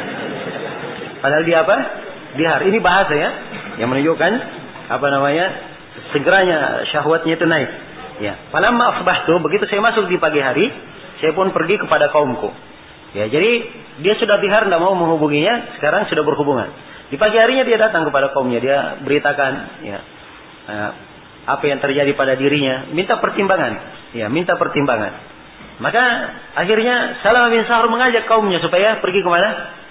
Kepada Rasulullah, tapi kaumnya tidak mau. Ya. Mereka tidak mau. Mereka bilang, khawatir kita turun kepada kita Al-Quran atau Rasulullah berucap tentang kita. Ya. Disebabkan karena kamu. Ya. Nah, dan kalau kita diucapkan tentang kita, ini akan menjadi aib terus untuk kita. Maka kamu pergi sendiri. Ya. Silakan kamu kerjakan apa yang kamu kerjakan. Maka Salamah pun keluar, kemudian dia pergi kepada Nabi SAW, kemudian dia kabarkan hal itu kepada Nabi. Maka Nabi SAW berkata, ya, anta bidak, kamu melakukan hal itu? Ya. Nah, kata beliau, ana bidak. Kata Salamah, iya, saya dengan hal itu. Nabi mengulanginya lagi. Ya, kembali Salamah menjawab. Nabi kembali mengulanginya. Ya, dan akhirnya berkata Salamah, ha anadha, saya siap untuk menerimanya. Jelas ya? Ini Nabi mengulangi untuk menunjukkan apa? Ini perbuatan yang sangat apa? Sangat dilarang. Karena itu beliau tekankan. Cukup sekali sebenarnya sudah dipahami. Tapi begitu Nabi mengulanginya, ini adalah hal yang apa? Ya, bukan dianggap remeh dan main-main. Ya, maka Nabi SAW ya berkata, apakah kamu mampu ya untuk membebaskan ya seorang budak? Nah, ya, kata ya Salamah, ya, kata beliau sambil memukul lehernya, katanya, qultu la walladzi ba'atsaka bil haqq, tidak demi yang mengutusmu dengan kebenaran. Ya, saya hingga hari ini tidak memiliki selain daripada istriku.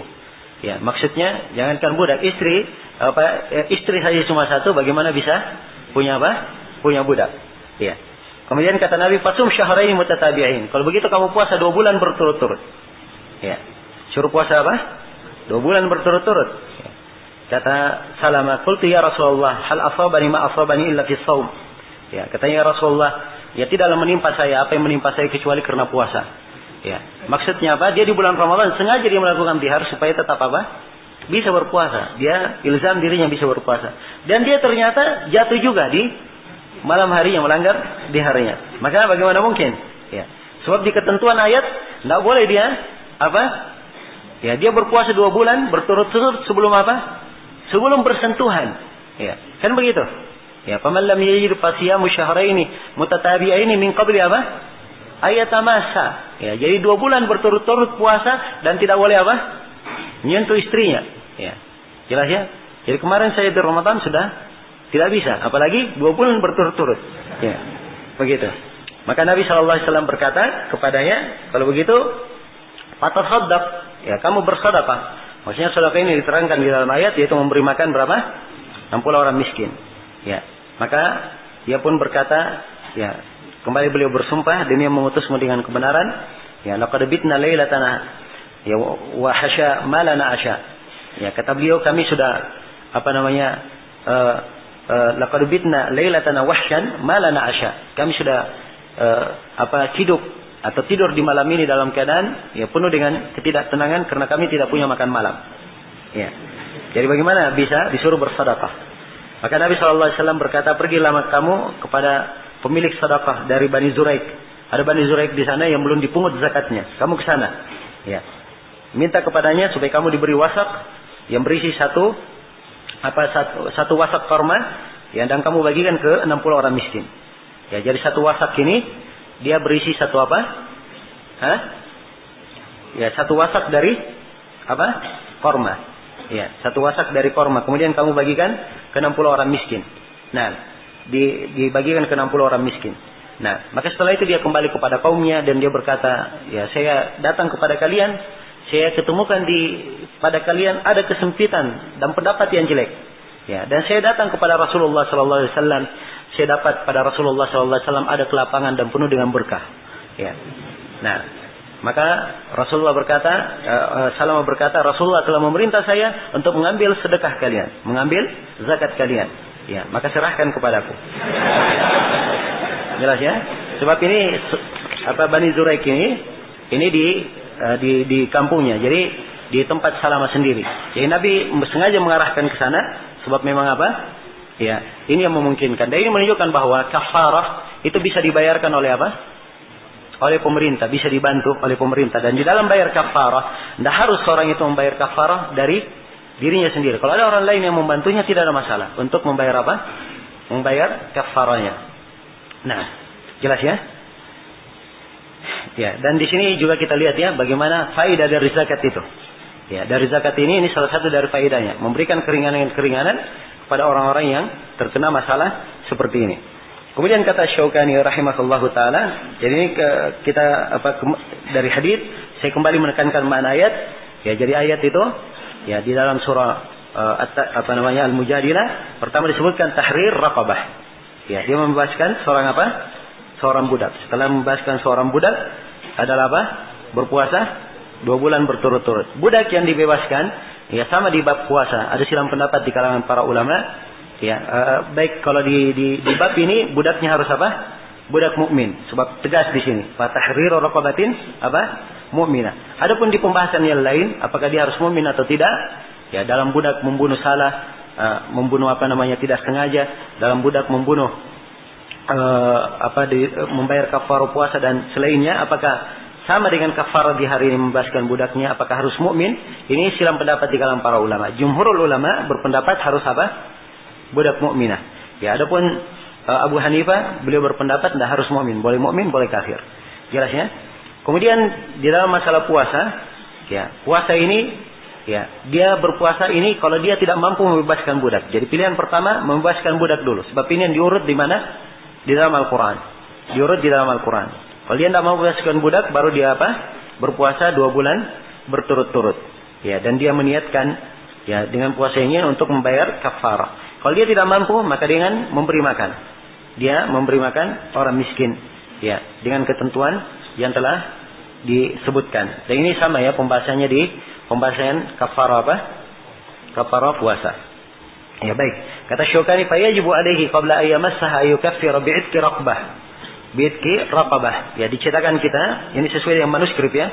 Fa illam yajid falyut'im 60 miskina. Fa illam yajid falyasum syahraini mutatabi'aini. Ya, begitu di manuskripnya tertulis. Ya, kalau dia wajib ya sebelum menyentuh istrinya dia membayar kafarah dengan membebaskan budak. Kemudian dia memberi makan 60 orang miskin, kemudian dia dia berpuasa 2 bulan berturut-turut. Ya, begini urutannya di asal manuskrip tulisan penulis. Tapi kalau kita lihat konteks ayatnya makan dahulu atau memberi makan dahulu atau puasa dahulu? Puasa dahulu. Berarti terbalik ya? Terbalik. Dan dicetakan Darari yang ada syarahnya dari Syaukani, dicetakan Darari itu didahulukan puasa kemudian kemudian makan. Insyaallah taala itu yang lebih tepat. Ya, mungkin ada beliau di tulisan tangan yang kita sebutkan di awal pelajaran bahwa cetakan yang kita pakai ini kita cocokkan dengan manuskrip dengan tulisan tangan Imam Syaukani sendiri. Mungkin ada kesalahan tulis dari beliau di situ. Baik, kemudian kata beliau yajuzu lil imami ayyu'inahu min sadaqatil muslimin in kana faqiran la yaqdiru 'ala as-shaum wa lahu ayyusrifa minha li nafsihi wa 'iyalihi.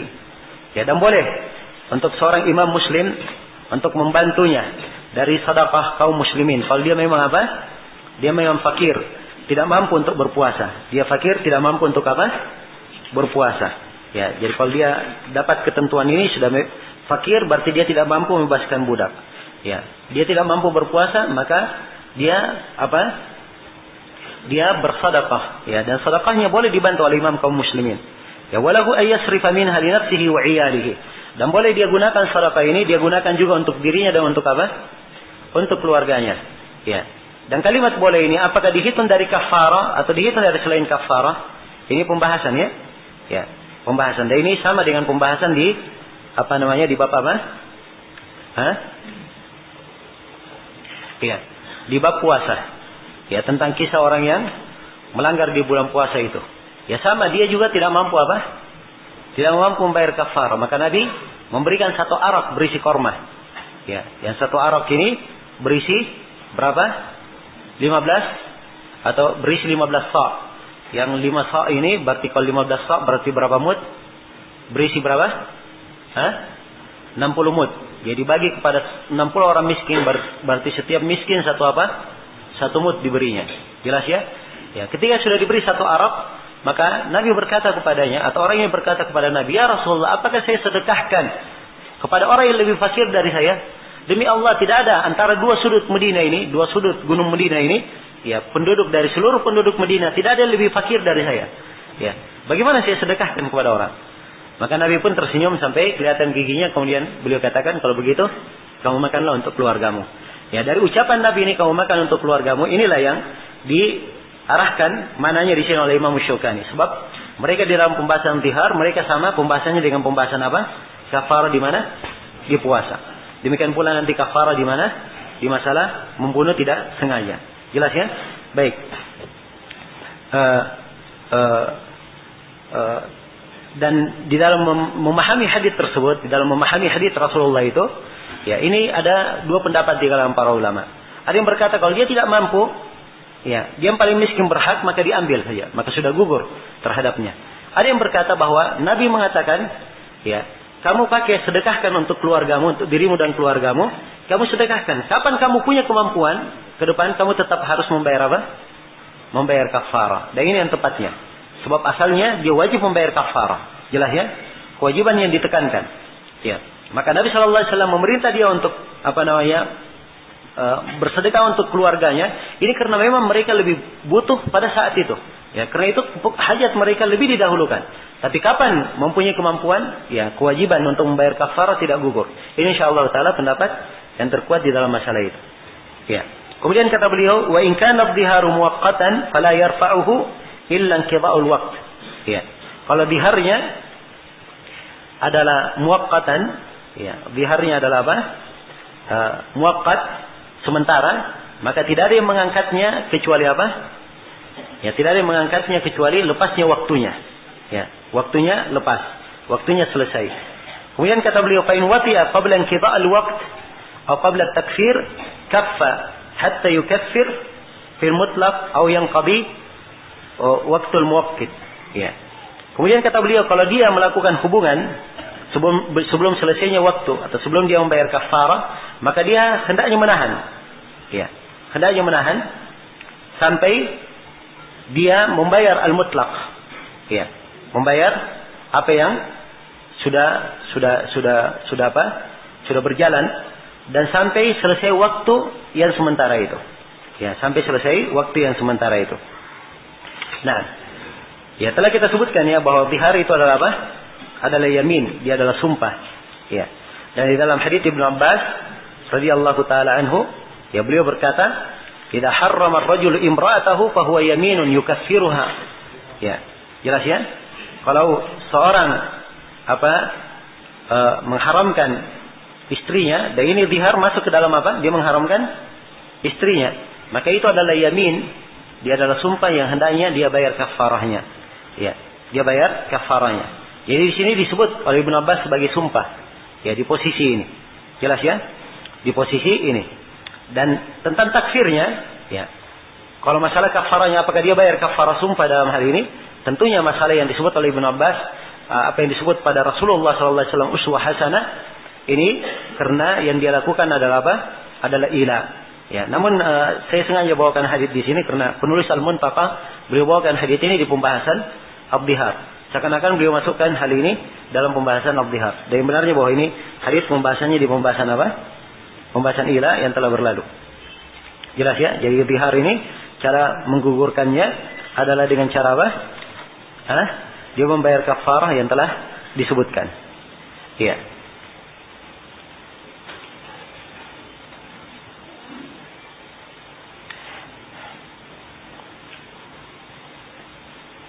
Baik.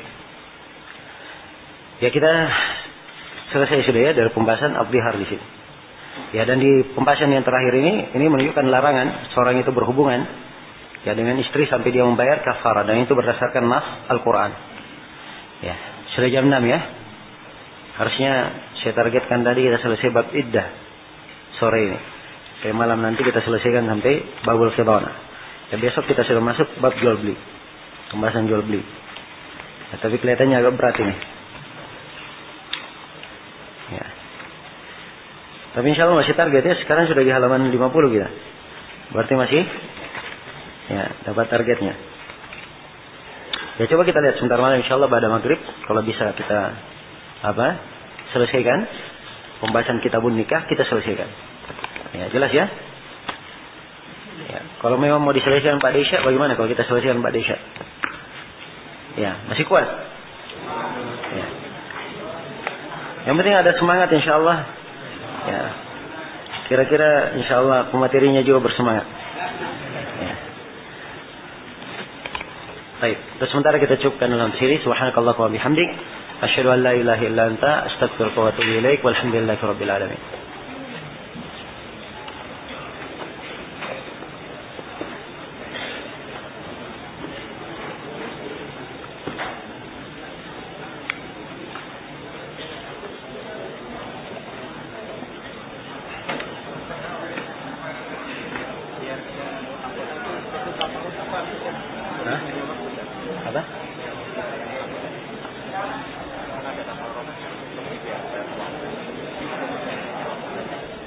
Apa?